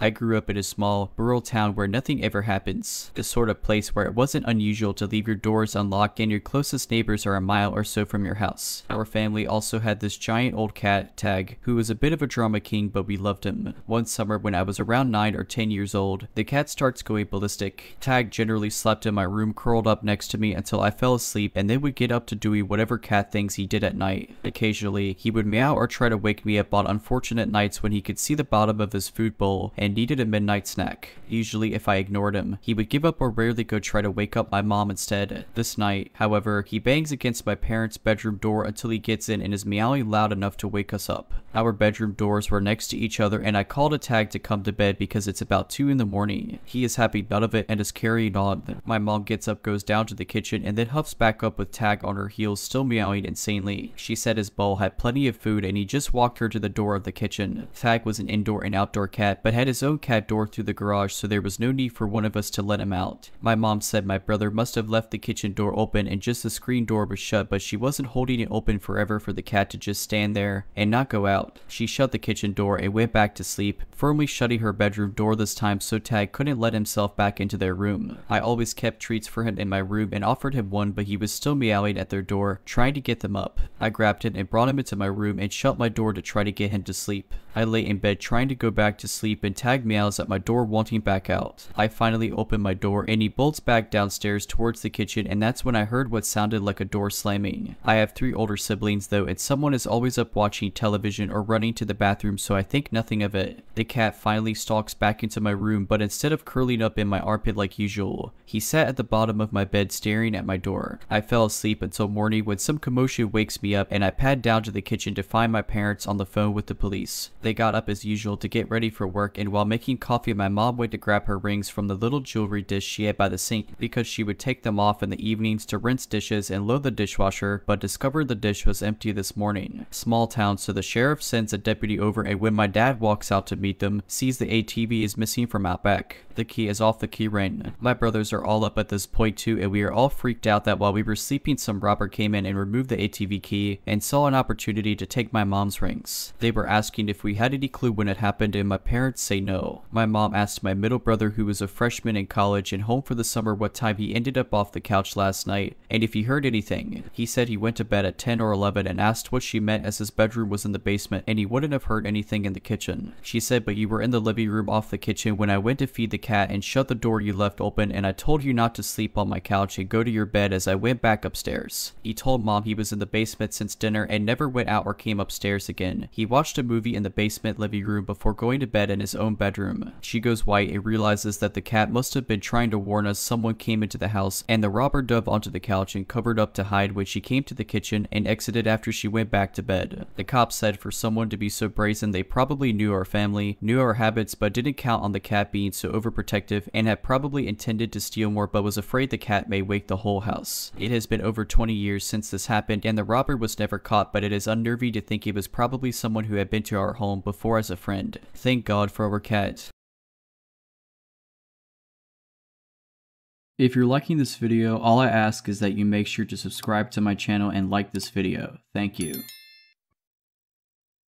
So this happened about 4 months ago now, maybe more, but I really don't know for sure. Anyways, I was 19 years old. I've turned 20 by now, middle of February. I was going home from university after classes. I usually take my keys with me, but around that time, I had lost them and my mom was yet to take me get a new copy. I remember I kept insisting, but she wouldn't listen, so what I did was knock on the door to get my younger brother's attention so he'd come and let me in, but my mom also took his keys and just left him there locked up as well. I asked my brother to pass me my charger from my room and I called one of my aunts to see if I could go hang out at her workplace in the meantime. She said yes and then told me to call an Uber that she'd be paying for as soon as I got there, and that's what I did. Now, the Uber didn't pick me up exactly at home. It was in the house across the street instead. No special reason, it just did. The moment I saw the guy, he gave me kind of a weird vibe, but I also tend to be paranoid every time I so much as hop on a taxi, so I just got in, rolled down the window, and kept a grip on both of my phones. It all seemed relatively normal until we got to the area where my aunt's workplace was. This was a convenience store at our home in a housing. He just completely drove past it and claimed he was following the GPS when I asked him about it, but he wouldn't let me see said GPS. He seemed to know exactly where he was going. Now, I was kind of doomed from the beginning cause I don't know directions and I could only rely on the driver being a decent person and recognizing the area, which I did, but wherever he was taking me, I had no idea. I remember seeing this fountain that I could recognize from when mom drove to my uncle's place, but that was like way farther away from my aunt's place. By now, I was kind of thinking of what to do cause this guy drove past a ton of empty housings and a couple of them even seemed to be still under construction. Then he stopped near a place that looked like the end of civilization. We were literally on a hill and then he turned off the car. I got lucky in so many ways. Looking back on it, my phone had no credit. As soon as I thought of that, my aunt called me and asked, "Where are you?" And I literally felt my heart drop because I had no idea and this dude was just staring at me. I said I didn't know and asked him, "Hey, where did you take me?" And he replied with, "I wouldn't know what to tell you, kid." That was enough for for me. I grabbed my backpack and opened the door real quick with a loud "that's fine." I'll see myself out and haul myself like I hadn't in a very long time. I remember even being afraid of carrying my backpack on the back in case he chased me and pull on it, so I was holding it in my hand with my hoodie wrapped around my waist as I thought of where to hide. I thought of knocking on someone's door, but for some reason that didn't seem safe to me at the moment. I remember telling my aunt not to hang up because he was still following me on the car. Then I saw an empty barren surrounded by concrete walls and a strong bar gate, except there was enough space under the gate to crawl in. So I literally threw the backpack and then crawled under. There was a huge electric control box and I opened it to crouch inside and hide. My aunt's still on the phone. She, my other aunt, and my uncle were all on a call with each other, putting credit on my phone and asking for my live location through WhatsApp cause I had no idea where I was, literally in the middle of nowhere. I waited there for like 2 hours and this guy wouldn't leave. I even had to go pee outside the box and immediately ran back inside. At some point, I'm guessing the guy left and my uncle got there in his truck. He didn't know where I was, so he kept honking and telling me to tell him when I could hear it closer. And then I finally did and got out. For a while, I thought maybe this had been a misunderstanding and I just jumped out of some guy's car like a maniac without even paying him. But then when I got home after staying at my aunt's pharmacy for a while until my mom, who still didn't know much about what had happened, picked me up, I checked the Uber app and not only did it say I had already paid, but it also said I made it to my destination, so I ruled that out. I had told my aunts not to tell mom about it because she goes insane at the minor inconvenience, so telling her this would only freak her out and she wouldn't be any help. I only let her know when I called her to come get me and on our way to get a copy of that key because of course something bad had to happen until she actually listened to me, and nowadays she always puts credit on my phone. It really could have gone terribly wrong. My parents believe this guy was a rookie who maybe felt sorry for me and let me go because if he had wanted to, he could have hurt me with some sort of weapon or just try to kill me right then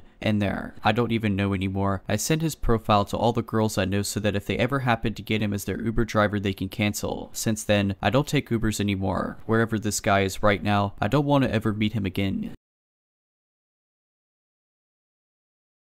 Okay, I should start the story by giving a bit of background so that you understand the situation a bit better. I, a 4'9", 16-year-old girl at the time, had 2 dogs who were brothers from the same litter. Now, being boxers, they were relatively big and quite protective when need be. Vince was longer, much taller than his brother, and is usually the kind to sleep through a hurricane if we had one. His brother Maury was shorter but more muscled, stronger. Usually, these two were with me 24/7, as my mother used to work a lot and I was usually alone most of the day, sometimes even until after dark. This never really bothered me. I'd been left alone at home like this since I was 11. It never struck me that I had a reason to be worried. One day that my mom was working later, I was doing some household chores, feeding the dogs, doing dishes, stuff like that. I continued doing what I always had, a routine of tidying the house I had done every day for years. As I went to take the trash out of the bin, I started walking towards the door when Maury stepped in front of me. I tried moving around him, telling him to get out of my way and sort, but he refused to budge. This was certainly odd, and looking back on it now a few years later, I realized he was probably trying to stop me from walking outside. We continued like this for a few moments, me trying to get past him and him, of course, never moving from this spot. He was quite heavy as a big dog. It was difficult to lift him and even harder to get him away from something. Now, in the time we had been going back and forth with this interaction, Vince stayed happily asleep on his dog bed. I should note that from my kitchen, you can see the living room and bathroom. Usually we use the side door from the kitchen to enter and exit the house since it attached to the carport. After a couple more minutes, I heard something I hadn't expected when I made one last desperate attempt to move Maury from his spot. He growled, which wasn't unusual as he had growled plenty in his life. What was unusual was that he growled at me. He had never done that before, not once. But for that reason, and that reason alone, I decided not to take the trash out that night. I simply tossed it in another room and left it be. A short time passed, maybe a half hour or so. I had gotten settled into my chair to watch a movie while I waited on my mom to come home. While I was watching the movie, I suddenly heard a quiet knock at the side door. As I mentioned earlier, you can clearly see the living room from the kitchen, so I heard the knock pretty well. It was already after dark, so I figured it was just my mother and she had somehow forgot her keys. I got up, went into the kitchen, and out of the corner of my eye I saw the hook near the door. The keys weren't there. To some people, that's not a big deal, but to me, it meant that the person knocking on my door was in fact not my mother. My mom is a bit of a routine-obsessed person, so if she actually had forgotten her keys, they would always be on the hook. I took a breath, preparing myself myself to just not answer the door, or if they didn't leave, to just tell them I wasn't interested in whatever was happening and that they should leave. Thinking about it now, I really wish I hadn't even looked out the window on the door. I wish I had just sat back down, called my mom, and stayed out of sight. But of course, I walked in front of the door and immediately came face to face with a figure on the other side of the window. Now it was really dark, with just my neighbor's light shining from his porch, so I could only make out a couple things on this guy. He was tall, me having to peer up at him through the window to look at his face. He had long hair that looked like a shadow over his shoulders in the dim light,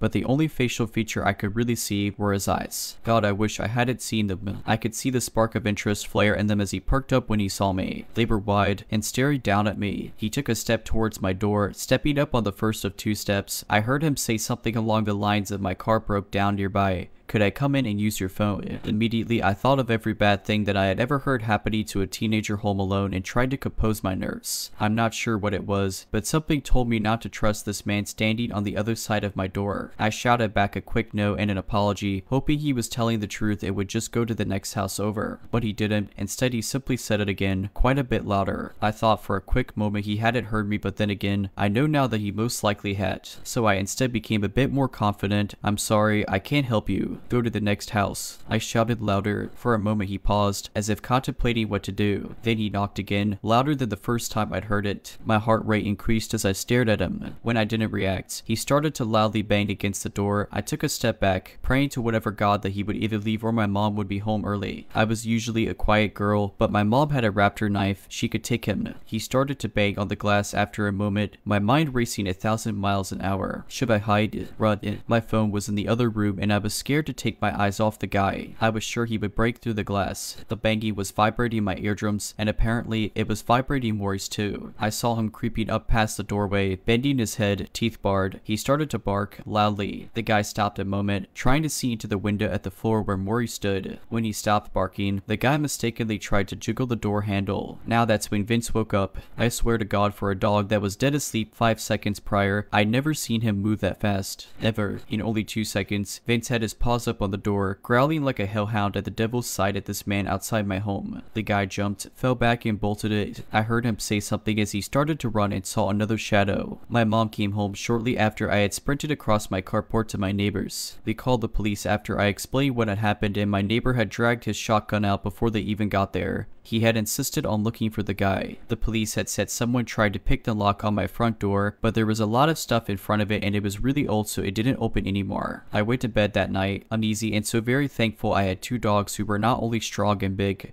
but one that was vigilant and one that could practically kill if you let him. A few weeks went by and we hadn't heard from the cops, so eventually I stopped trying to think about it. Another month went by, and although I was a bit scared of being home alone, nothing else seemed to happen. Then we got another visit from the cops. What they told me made my heart sink in my chest and still gives me chills to this day. They had caught the guys and realized they were stalking me. Yes, multiple guys. There were 2 guys that had apparently been stalking me without my knowledge for months. They had several photos of me, words they had written over them, awful words.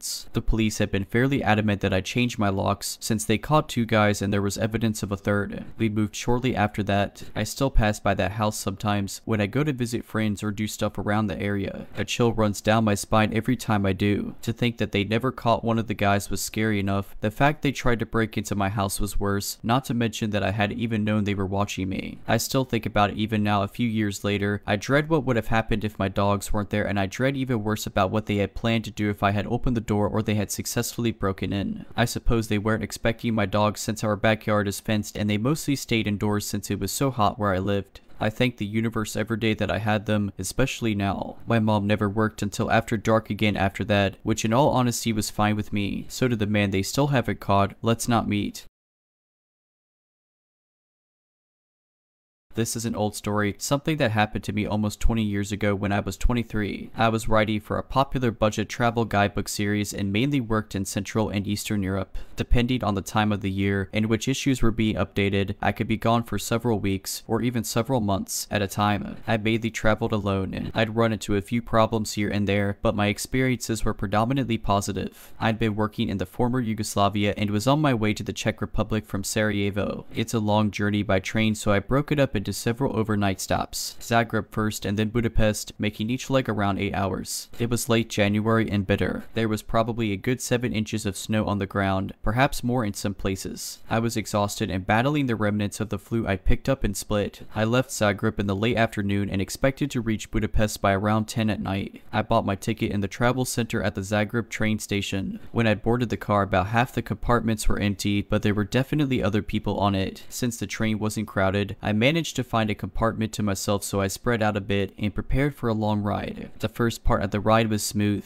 I worked on some guidebook stuff, wrote in my journal, stuff like that. However, a few hours into the ride, we passed over the Hungarian border and things started to go awry. I heard them before I saw that they were a group of teen boys, about 5 of them that I could see, and they were loud. I could hear them running through the train car, laughing and cursing and banging on the compartment walls. They were loud and obnoxious, but it's not like the first time I'd ever been annoyed by a group of teenagers. I didn't look up, kept working on my writing, but as time went on they grew louder and louder. As they ran from car to car, they slid the train doors open with so much force that it sounded like a bomb going off every few minutes. And then the sounds got louder. That's when I noticed that they were standing outside my compartment, looking in at me. I could only see 3 of them through the small window, but there were definitely more. I'd seen them earlier. I glanced up at them, frowned, and then looked away. I learned that the best way to deal with that kind of thing was to ignore them. I didn't want to encourage their behavior, but ignoring them seemed to have the opposite effect. Girl, they hollered at me. Come have fun. My compartment door was closed, but they proceeded to mess with me by slowly opening it, pretending they were going to come in, and then shutting it again. It went from chanting girl to a much more ominous we're gonna screw tonight and you screwed us all, followed by a bunch of slang words for female body parts. Some of the more universal ones I had no trouble understanding. At this point I grew very nervous. How was I to know whether they were just messing around with me or serious? I couldn't exactly leave. To do so would mean walking through them. They were blocking my exit and my entrance, and then one pulled out a pocket knife. He stuck out his tongue, ran the blade across it, and then pointed it at me and grinned.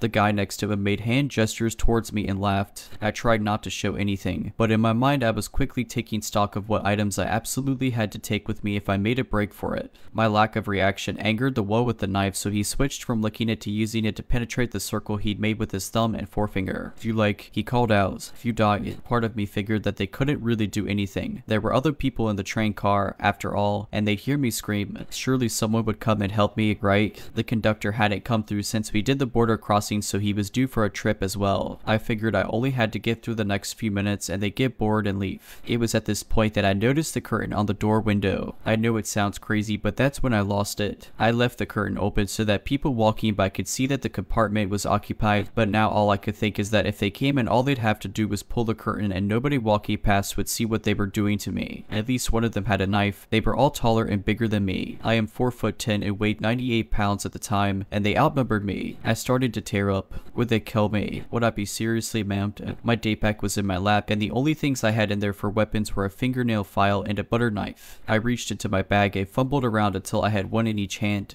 but just as they slid the door open and the first guy stepped inside, knife pointed at my crotch, another voice filled the corridor. I didn't need to speak the language to hear the anger. The guys ran from my compartment, one dropping the knife, and I watched as a middle-aged man dressed in blue stopped after them. A few seconds later, the train came to a grinding stop. The world outside was creepy. All I could see was snow and blackness. There were no lights in sight. After a few seconds, the train started back again. The boys didn't return, and I was just starting to feel some relief when the man in black returned to my compartment. He was a conductor. English, he asked, and I nodded. I made them leave. Dear God, and I thanked him, and he came into my compartment and sat down across from me. It felt good having another adult, a male, in there with me, especially an official one. I felt safer. It's okay, he said again. God, thank you, I replied again. I was scared. He nodded knowingly and then leaned back into the seat. It happens, he said. Sometimes we get this. They can hurt. I honestly felt like I was going to pass out from emotional exhaustion, but just as I was starting to let my guard down, the conductor leaned forward again and said, "You need the fee." "Oh," I said. I produced my ticket and showed him. "Here's my ticket to Budapest." He looked at it, shrugged, and handed it back to me. "This is a ticket." "Yes, but there's a fee for Hungary. You didn't pay." This was the second time I made that route, and I'd never had to produce anything extra on the train itself. Now I started feeling sick to my stomach. "How much?" I asked. I had very little cash. I was planning on taking money from the ATM in Budapest. He quoted me a number that was around 50 USD. For what it's worth, that's $10 more than when I paid for the actual ticket. I knew he was taking advantage of me. I wanted to argue, but then he said, "If you don't pay, then you have to leave now. We were literally rolling through the blackest night I'd ever seen. The snow looked like it would come to my knees. I didn't want to be dumped in the Hungarian countryside like the boys who were harassing me. I felt like I didn't have a choice. I don't have any Hungarian money, I said. I've been in Croatia and Bosnia. He shrugged. I will take. He waited while I rooted around in my backpack and produced $30 in a combination of Czech, Bosnian, Croatian, and Slovenian bills. I left myself $20. I don't have enough, I said. He shrugged again. It's okay. I'll take. With that, he took the wad of cash and stuffed it into his pocket. Then he left. Once he was gone, I gathered my day pack and headed to the bathroom. I had to pass by the other compartments as I walked down the corridor, and it was at that moment I realized I'd been wrong. There were not other riders in the other compartments. They'd all left at some point. I was the only person in my car. If the guys had come in and attacked me, then nobody would have heard me scream. I'd have been on my own.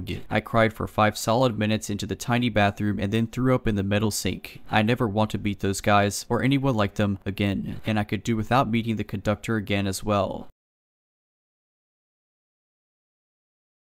So this event happened to be back when I was 20. It was going back from my aunt's house where I gave lessons to my little cousins each week. I was a student back then, and it happened in winter when it was quickly dark around 5 in the afternoon. I must also say that I am a woman. I was going back to the train station to take the direction of my home because I lived quite a few stations away from my aunt. At that time it was around 6 in the afternoon and it was really dark and cold outside, and I remember being quite tired that day, so I didn't give much attention to the direction the train I was waiting for was going to. As soon as the train came, I went inside, but it was really crowded, so I just stood up for quite some time, and that didn't help much with how tired I already was. After some time, a seat was cleared, so I went as fast as I could to sit there and let out a sigh that attracted the attention of the people beside me. I was a little ashamed by it, so I just looked at my phone and didn't pay much attention to others the rest of my ride. At some point though, I noticed the guy in front of me looking really intensely at me, but again I was so tired I didn't give it much thought and just continued watching whatever was on my phone at that time. As we arrived to a station, the train stopped and the driver informed us that it was the last stop. I had my headphones on, so I didn't hear all the message, but I deduced that I had to stay on the same train and it would just go back on the same line after some minutes. So while everyone went out, I just switched place to go somewhere with no one besides me on the wagon to sit comfortably near the window. But then when the train was soon to start again, the man that was looking at me earlier went straight in my zone and sat right in front of me. I was so focused on my episode I didn't pay much attention to it back then, but it was really strange because the whole part of the wagon was empty where I was, and there were a lot of seats empty where he could have sat, but he chose to go exactly in front of me. The train started again and I was happy to finally be able to approach my home, but then as some stations passed I noticed something odd. The stations were the ones I already passed before. In fact, the train was going back to the direction of my aunt's house and not where I lived. I didn't hear that message right at all. I was a little pissed, but more importantly I laughed at myself because it was the first time I did such a mistake, and as I was smiling of my foolishness, I started looking around me and I saw the man that sat before me. He was also looking confused while switching his gaze to me and the windows. I laughed and gave him a smile because I thought he also got the wrong direction since he was in the same train for a long time now with me. But he didn't smile back at all. He stared right at me and seemed angry. I remember getting a chill at that moment, and my senses finally woke up to make me realize something was wrong with this man. I stopped the video I was looking at and started thinking. I had two options. The first one was to just stop next station and change side to take the train that would really get me back home. That was the most logic and normal option. But I don't know why something in my gut told me that I shouldn't go home tonight because of the man in front of me. So I decided to stay in the train and see if he would go off before me or not. After all, I was sure that it was not his direction too. So I stayed and at least 4 stations passed, but he didn't move at all. Instead, he seemed to get a lot more confused and angry each station. He was also staring at me a lot and switching to the windows each station as if he was waiting for where I would go down. The way he was looking at me too was really scary, so I tried to avoid his gaze as much as possible so he won't think I noticed him. At some point, he started giving me little pushes with his leg against my leg. It's like when the train is riding fast, and because of its movements, sometimes you touch people near you and bump slightly on them when it's crowded,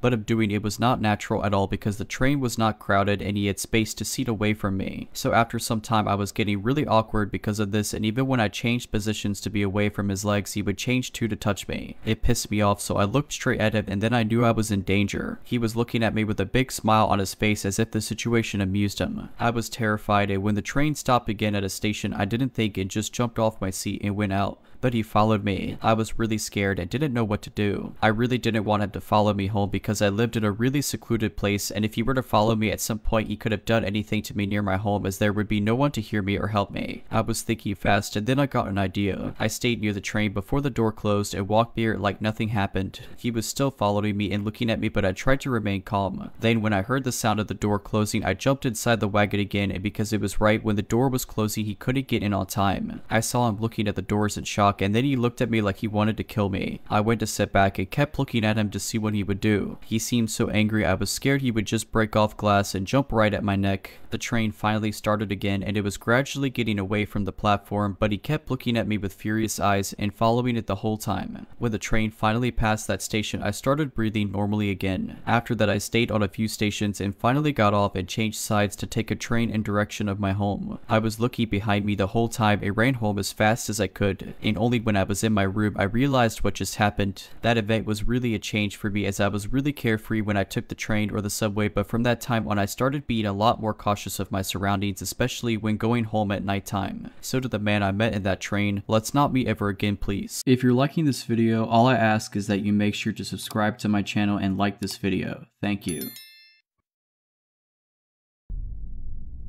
So this happened to me when I was 11 or 12 years old, over a decade ago, and I still remember it vividly. At the time I lived in a semi-detached house with my mom, dad, and sibling. It was decent sized, but the most impressive part was the garden, which essentially had 3 levels. The first level was concrete, the second grass, and the third, also grass, had my trampoline on it. At the very end of the garden was a tree embankment. The area I lived in was somewhat hilly. One morning I woke up to a cracking sound, like a snapped branch, and I was worried since a week earlier a tree from the embankment had fallen into our neighbor's garden. My bedroom was at the back of the house overlooking the garden, so I opened the curtains to see if another tree had fallen. Instead, I saw a guy hiding in one of the trees in the garden. He was pale with blonde hair and wearing all black clothing. He was looking directly at me, presumably because he saw the curtains move. He started sparking and moved his finger in a come here motion. I totally freaked out and shouted for my mom and dad to come into my room. I was so scared I physically felt like I couldn't move. This was super early in the morning, by the way, around maybe 5.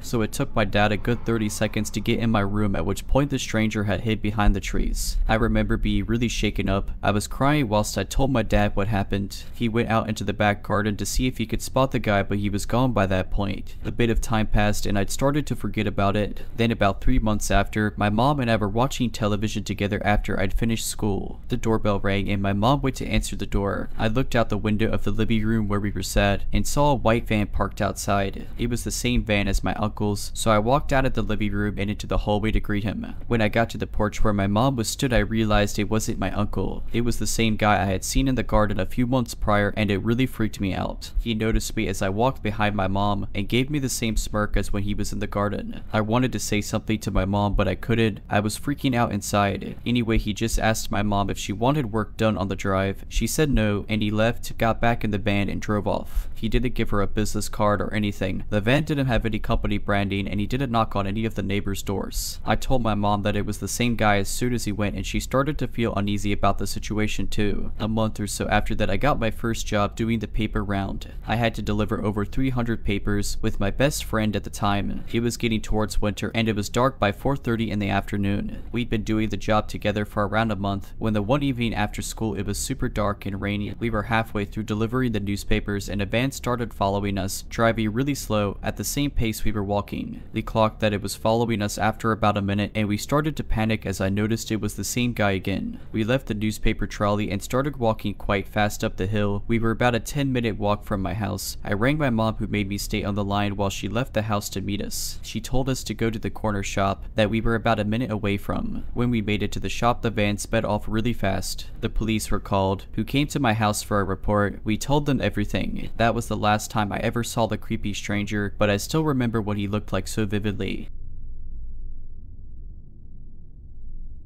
Hi, me, my sister, and my mom have been trying to make sense of this for the past couple of hours, and the facts get less comforting the more we compare our experiences of that night. So last Friday night, I, a 17-year-old dude, was home alone while my family, besides my sister who is 21 who was at work, stayed in their cabin a few kilometers away. I'm used to staying home alone as this exact scenario is very common in the summertime, especially while I'm working and can't travel from the cabin and back. I'm not usually jumpy or afraid while home alone anymore, used to the odd creaks and settling noises of our old house. I was especially comforted by the fact that my sister's dog was also in the house with me that night, and most noises could be attributed to him, and if anything were to happen he would act as a guard dog of sorts and alert me to anything odd. At the same time, however, he is the type of dog to bark at any noise or person walking past the door or windows, so I'm used to hearing him bark or growl at night. Even so, this past Friday the sound of his barks at nearly 12 in the morning were disconcerting, to say the least. Despite my comfort with staying home alone, I am still terrified of the premise of a break-in or some other uninvited human interaction at midnight. I let him bark for a few seconds, telling myself it was just someone walking past our glass door in the adjacent alleyway, and he would quiet down once they passed. Needless to say, that's not what happened. He kept barking and growling for a few moments too long, and I finally got out of bed. I sleep in the basement. I walked upstairs to check it out, as I'd suspected he was standing alert at the glass door. I was comforted for a moment until I walked over, ready to close the curtains and go back to sleep, and saw the door open about 2 or 3 inches. I froze. I had let Bosco, the dog, out earlier that night, but I know I closed the door. I have never left this door open. I am a paranoid person with bad anxiety, especially concerning break-ins and the like, so I would never, home alone, forget to close the door. I am 100% certain. But at the time I didn't let myself think about these facts or even acknowledge that I could not have left the door open, because I knew it would send me into a spiral, possibly even an anxiety/panic attack if I didn't explain this away. I closed and locked the door, double checking that it was certainly locked. Using the flashlight on my phone, the lights were all off. I looked around the entire second floor of my 3-floor house, including closets and other reasonable hiding spots, just to put my mind at ease, and upon finding nothing, went back downstairs to my room. As I was down there, trying to push away the fear, I could hear Bosco walking around on the floor that doubles as my bedroom's roof. I thought I was overthinking it when it started to sound like human footsteps accompanied by Bosco's footsteps. He walks around for about 10 minutes before I put in my earphones and talk myself down until I can fall asleep. At 2 in the morning that same night, my sister comes home from work. I woke up a few minutes before this to Bosco in the basement, which he never does. There's even a gate to stop him from getting to the basement. Bosco is whining at my bedroom door. When I got up to let him out, my sister walked in, and we let him out the front door rather than the glass patio door, letting him in the same way. We talked for a while before I went back downstairs and my sister went to the bathroom. I forgot about the door, busy with work for the next few days, and forgot to mention it to anyone until tonight. My sister and mom were home with me for a movie night while my dad and brothers stay at the cabin. I remember the door situation when we were picking out horror movies to watch. I was sharing it as a creepy, almost funny story before my sister spoke up, saying that the same night, an hour or so after they got home, the door was open again, the same door that was locked from the inside and not open since earlier that night. My stomach dropped and I started shaking the second this was revealed. We first started trying to explain it away. Maybe she had let Bosco out and forgot to close it until we both recalled that we'd used the front door. Then we were trying to justify a reason someone would break in to not steal anything and proceed to stay for 2 hours before leaving. Ultimately, I realized that I quite possibly locked someone in the house with me, then forced them to hide upstairs while I searched the second level of our house. Then this hypothetical person would be trapped up there now, knowing that this house, that appears empty with the rest of my family gone and all the lights off, was not empty, and there was a dog who would bark if they showed themselves again, alerting me to their presence. Then, when I was in the basement and my sister was in the bathroom, they ran out the glass door, which is timed perfectly to when they found the door open once more, much wider than when I found it, as though they were only in a hurry on the way out. Perhaps they left it open the first time for a quick escape, or to stop the loud sound of it meeting the door frame. Either way, it ties together too perfectly for me to reasonably brush it off. I know it's unlikely, especially with nothing missing, but in this small town, there have been many reports of break-ins with nothing missing, vandalizing, or just breaking and entering many times, so it's not as unlikely as it may be in a bigger city. I can't make sense of this, and I'm shaken up thinking of the possibility of someone being in my house while I was asleep, alone in the basement. There's a part of me that doesn't believe it, but I can't shake the too many coincidences that all tie together to make this as concerning as it is. I certainly am glad that my searching came up empty that night, and I did not meet this person face to face. In the summer of 2020, my friends, Alex and Violet, and I decided to go on a mountain vacation. Pandemic cabin fever had hit us hard and we were desperate to get out. We settled on a mountain estate and planned to camp and hike at several different locations. For one night, we thought it would be fun to book a cabin in the woods. Violet's parents had rented a fire tower once and loved it, but a cabin beside a fire tower was all we could find. It was cheap, clean, and secluded. Excited to have a night where we could be as obnoxious as we wanted, we booked it. In the weeks leading up to the trip, we decided it would be a great idea to drop acid at the cabin. Violet bought an entire sheet in preparation for our arrival, and it was tucked in her bag as we pulled out of the driveway to make our way to the cabin. I remember this knot in the pit of my stomach, this achy feeling that gnawed at me. I told Alex and Violet that there was no way we could drop acid that night. Violet was pissed. We turned around and got into a massive argument, but I stood my ground. I just knew that we had no business tripping that night. Finally, the fireworks settled and we were off. The cabin was roughly 30 minutes away from the nearest town. It sat atop a mountain. We held our breath as we rounded the busted road that spiraled toward the top.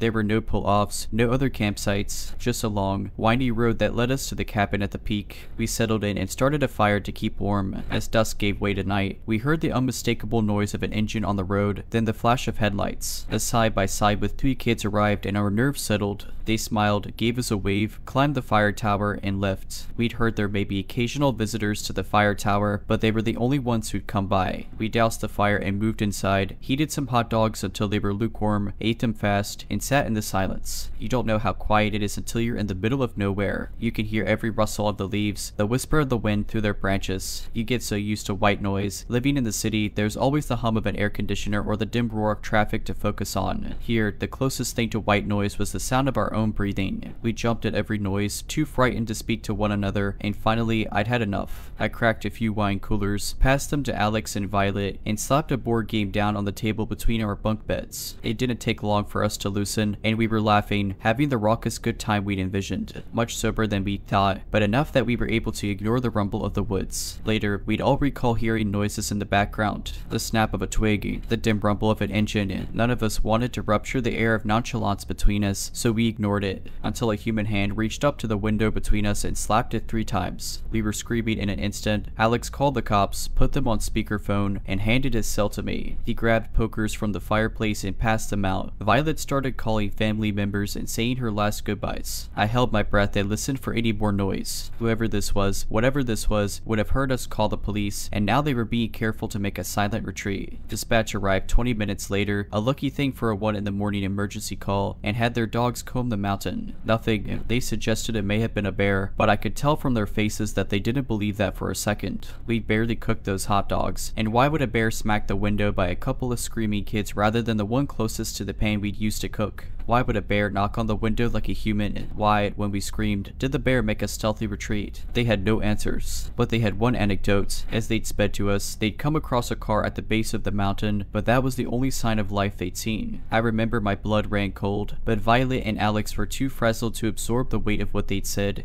And dizzied by a new horror, Violet's car, thoroughly dusted by our drive up the mountain, was covered in handprints. Handprints that didn't match ours, that touched places we hadn't. We grabbed our stuff by the armful and threw it inside, eager to remove every part of ourselves from this mountain. We followed the police, grateful every pothole found us further and further from that wretched cabin. We made it down in record time and found lodging at a seedy hotel that reeked of cat urine. I couldn't sleep. The thought of that car on the road rang in my head. Remember, there was nothing else on that mountain. It was a narrow road to the top. No pull-offs, no other campsites. There was the fire tower. Maybe a visitor decided to spook us during their late night excursion. But the kids from earlier, we'd seen their headlights. Whoever did this had stopped their vehicle further down the road and hiked the rest of the way. They didn't want to be spotted. They wanted silence, secrecy. Whoever this was hadn't been looking for a cheap scare. They planned this. I don't think I'll ever know what the person on the mountain wanted from me. I don't know if it was a practical joke or the beginning of a night of terror. I'm grateful for Alex's quick wit in calling the police. I wonder if our visitor knew we had service. It had certainly been a welcome surprise to us. Perhaps that was a wrench in his plan, enough to spook him before he could make things ugly. In truth, I don't know if I want to know. I think I'm just content to say, midnight stranger, let's not meet. If you're liking this video, all I ask is that you make sure to subscribe to my channel and like this video. Thank you. At the time of this story, I was 21 and living in a major Midwestern city, attending the university there. Having lived there for only 1 month before my story began, I had witnessed a train stop stabbing, been yelled at by a crackhead, had a homeless guy followed me and threatened to choke me outside the physics building on campus, and watched a 13-car cop raid on a drug house just across the street. The area around the university is known for being rough and has a notoriously high rate of crime. We would get a few texts a week from the campus police saying things like there had been a robbery, a break-in, an assault, stalkings, attempted kidnappings, that stuff. I always ignored these texts, thinking foolishly that I would never be a victim because I was quote-unquote smart enough to stay out of trouble, not go out alone late at night. All the cliches. I seriously regret this behavior now, and to anyone listening to this, please never think that you're 100% safe, no matter your level of preparedness. Always do your best to stay observant and careful. The first incident wasn't too unusual. I was just a block or two from my apartment building one day in the early evening. It was still light outside. I was walking my dog Sesame, a cute Shiba Inu who just looks like a fluffy goofy puppy and has never been frightening or particularly protective in his life. As I was heading back home, I passed a small parking lot and entered a large van. I could see a man in his early 60s sitting in the driver's seat smoking a cigarette. He was staring at me. As I passed, he actually leaned out of his car and called out to me, "Hey, you there? That's a cute dog. What's his name?" I should mention this isn't even my first story like this. I have a pretty intense fear of strangers because of other incidents in my life. Being pretty wary for this reason, I ignored him and just walked faster. I heard a car door shut behind me and turned quickly to see that he had gotten out of his van and was slowly walking toward me. He called out to me again, "Hey baby, I just want to see your dog. Come back."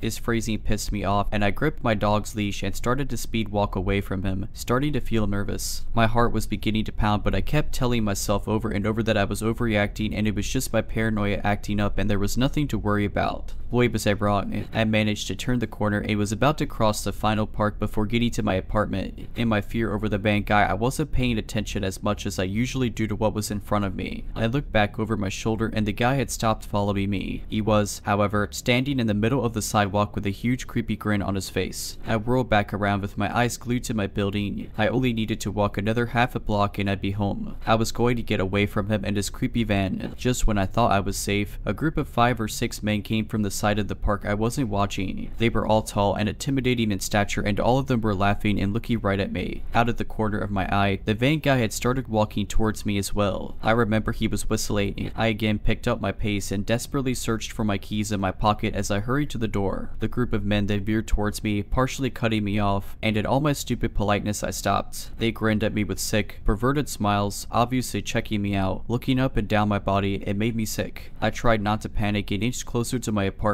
"Hey, what's your name? Where are you going?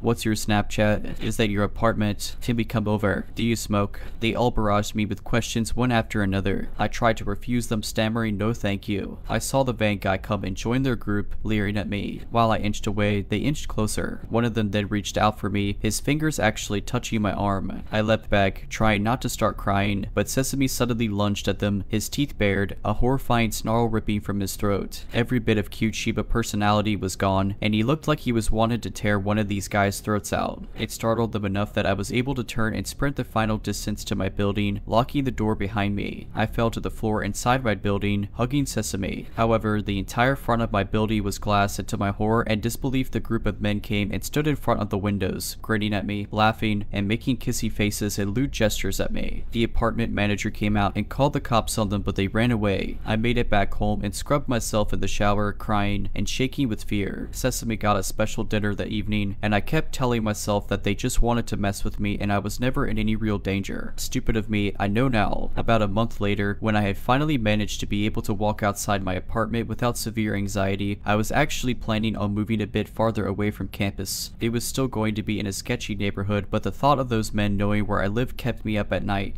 My apartment actually hired a security guard to be there 24/7 after someone had broken into the building, smashed all the windows, destroyed some of the furniture, and stolen a bunch of bikes. Of course, my bike got stolen anyways. I was heading home from class, and it was a beautiful day. I actually felt pretty happy for once and popped my earbuds in on the last few blocks before I got home. Stupid, I know. After a block or so, I started to feel like someone was watching me. My palms started sweaty. I glanced behind me, trying not to look obvious, and a tall man was about 20 feet behind me, staring straight at me. I snapped my head back around and ripped out my earbuds. Though, I thought, it can't be one of them. I was was just jumping to conclusions given my anxiety disorder and paranoia surely, but there was something familiar about him. My heart started racing as I hoped to God the others weren't waiting for me around the corner of my building, ready to jump me. I walked faster, wishing Sesame was with me. I was too afraid to look back at him as I fumbled with my keys and wrenched the door open as hard as I could. This turned out to be a crucial mistake. As I ran to the elevator, trying to breathe a sigh of relief, I saw with absolute horror that the man had caught the door I had thrown wide open and was slowly coming into the building with me. He paused, standing away from me, but close enough that I could hear his ragged breathing and smell of alcohol coming off him. My heart was thudding in my chest now, and I struggled to think clearly. The apartment manager was already home for the day, and I was completely alone in the lobby. There were no other doors out of that room, and the stranger was blocking my way to the door. The security guard supposed to be keeping an eye on the building was nowhere to be seen. The elevator came, and I tried to run into it and slam my hand over the door close button as fast as I could. I pushed my floor button and huddled in the far corner of the elevator. I started to once again try to catch my breath, but right when the door was almost closed, he stuck his hand in. I couldn't believe it. He waited until the door was just about to close, and then he stopped it. He was standing close enough that there was no way that was a mistake. My stomach dropped and a suffocating sense of dread crept in. I kept my head down as he joined me. My desperate hope that he was just a dirty Druka resident of the building was dashed when he didn't press any buttons. I don't know why I didn't run out of the elevator or try to leave the building again. I was paralyzed with fear, and all I could do was watch as the door closed and sealed my fate. The elevator was filled with the stench of alcohol and body odor. If I wasn't so terrified, I may have gagged. It was nauseating. I couldn't look at it.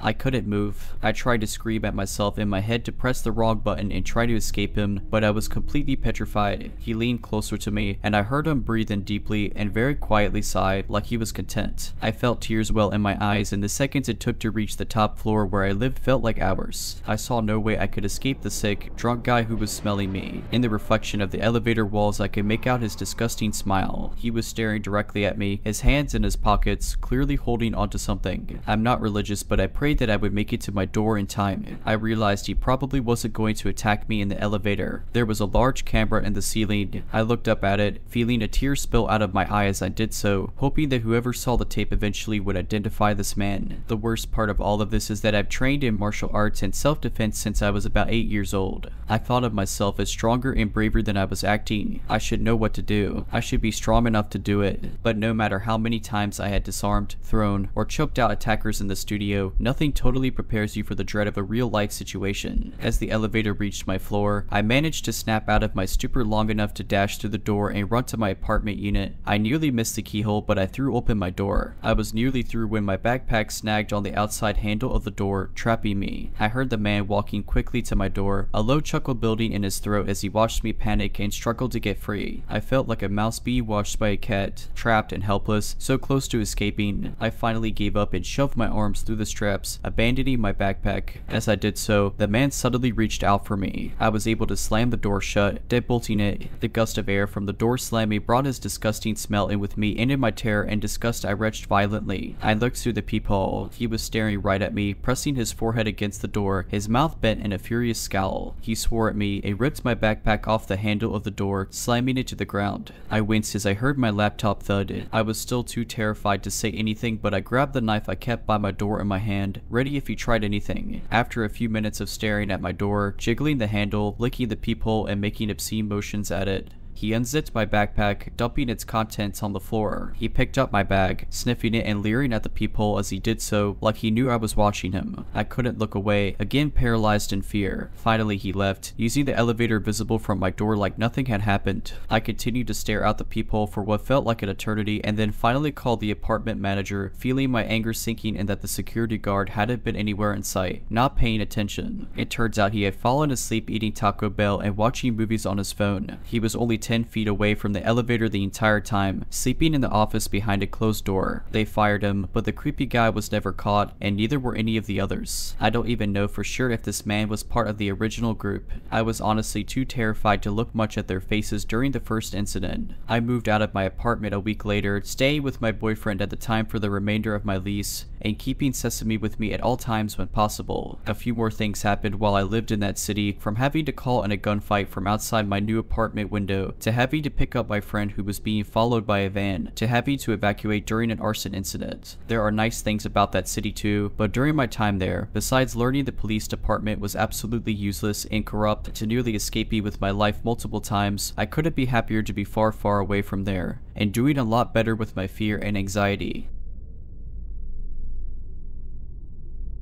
I want to start by saying that this isn't the first bad experience I've had dog sitting, but it's definitely the worst. So I started dog sitting back when I was 13 and made good money doing it. I'm currently 19 and this happened when I was 18. I set up an easy way for people to contact me about dog sitting. I put out a post on Facebook and Instagram about it often and would get people in my messages asking to dog sit. I got a notification from Instagram one day stating someone was trying to message me. I accepted it and the message said that me and my wife are looking to find a dog sitter while we go away for a week to Florida. You will have to work the 4th to the 11th this month. We will pay you $300 for the week. You're welcome to stay at our house or go back to your own home. I started talking back and forth with this man and we're gonna call him Mr. Brown for the sake of privacy. So I agreed to take the gig and told him I would stay at his house for the week. Once I got to his house, I was introduced to his two dogs, Mina and Letty. Mina was a little Yorkie and Letty was a blue hound. I was shown around his house, which was surrounded by 76 acres. I live in a farm town and live on 32 acres myself, so staying here didn't really freak me out. The closest neighbors were pretty far away and you would actually have to drive there if you wanted to talk to them. They told me the rules and when to feed them, stuff like that. Then Mrs. Brown told me about the nearest neighbor. In her words, she was a nice person, just a little drugged up and confused. She mentioned how sometimes she would pull into their driveway instead of hers and would end up mistaking Mrs. Brown for her dead daughter. Hearing this made me feel pretty bad for her, and I know all too well how hard it is for parents to lose their child because of how my parents were after losing my brother in a car accident. Mrs. Brown said she shouldn't do anything bad though, and if she came up to the house, just play her back home and she should leave with no problems. After they left, I was down to watch movies and just chill with the dogs. The first 2 days were fine with no hiccups. The third day, however, the old woman who I call Ms. Rose did pull into the driveway. I came outside as she was getting out of the car. She looked up to see me and immediately she got back in her car and left. I chalked it up to her realizing it was the wrong house when she saw me and went back inside. Later that night though, I got a call from Mrs. Brown asking if I was okay. I said yes and asked why. She then went on to tell me about how she got a call from Ms. Rose and that she said there was a robber at their house. I explained what happened and she just laughed and said she must have been confused and forgot that they were out of town. I ended the phone call making a note to go over there tomorrow to clear the air about me being a robber. Once I went to bed that night though, things got crazy. I woke up at around 2 in the morning hearing a light scratching sound that almost sounded like ticking coming from outside the window. At first I thought it might have been a bird or some sort of mite creature and left it alone, but as the noise kept me from falling back asleep, I wanted to scare it away, so I got up and went to open the blinds but screamed when I lifted the blinds at the sight of Ms. Rose trying to pry the window open with a pair of pliers. Once she saw me though, she started banging on the window with the pliers. The dogs started barking now and I quickly got up, told the dogs to follow me, grabbed my phone and ran to a room with no windows, which was the bathroom. I locked the door in case she got in. I called the cops and explained the situation, quickly giving them the address from what I could remember. She said that police would be there in 10 minutes, which for the area I was in is pretty good considering their house is in a pretty rural area. I had gotten the dogs to be quiet and put them in the closet connected to the bathroom to make sure she didn't hear them. I was trying to stay calm and I could still hear the pounding on the window as I continued to talk to the operator, and then I heard glass shatter. I cursed under my breath trying not to cry. I was really scared and pretty much ready to cry from the fear of being beaten to death by someone who was clearly not in the right state of mind. I was whispering what was happening to the operator hiding in the back of the bathroom in the tub. After about 4 minutes of pretty much silence, I heard footsteps and I could see feet under the other side of the door, and I cursed to myself again. I then see Ms. Rose get on her hands looking under the crack and I mistakenly let out a gasp. She gets up quickly pounding at the door. I can tell she's still using the pliers. I am at this point crying, asking the operator where the police are, to which she responds 3 minutes. Those 3 minutes felt like forever. I screamed at Ms. Rose to please go away and she screamed back that I shouldn't be here. Once I heard the sound of police cars and about a minute later of them trying to kick the door down though, I felt a little better. I was told to stay on the line until the intruder was caught and that police were not trying to get into the house. Eventually they did get into the house and I yelled to get their attention, not that they needed it. She was still banging on the door. Once they got into the room, she was told to drop her weapon and she obeyed, saying she didn't do anything wrong. They got her in cuffs and a police officer told me it was okay to unlock the door, to which I slowly got up and unlocked the door. After being taken to the police station and giving them my story for their report, I went to my parents' house. I was just too scared to be alone. The next day, I called Mrs. Brown and explained the situation. I got full payment even after telling them I wasn't going back to the house. They called me a few days later saying that Ms. Rose was under the influence of drugs, and in her words, she told the police she decided to take care of the robber, which was me, herself, and that she did nothing wrong. She was charged with breaking and entry, which is kind of ironic. After that, I quit dog sitting, and I am a lot more paranoid and always make sure my doors and windows are locked. So Ms. Rose, let's not meet again.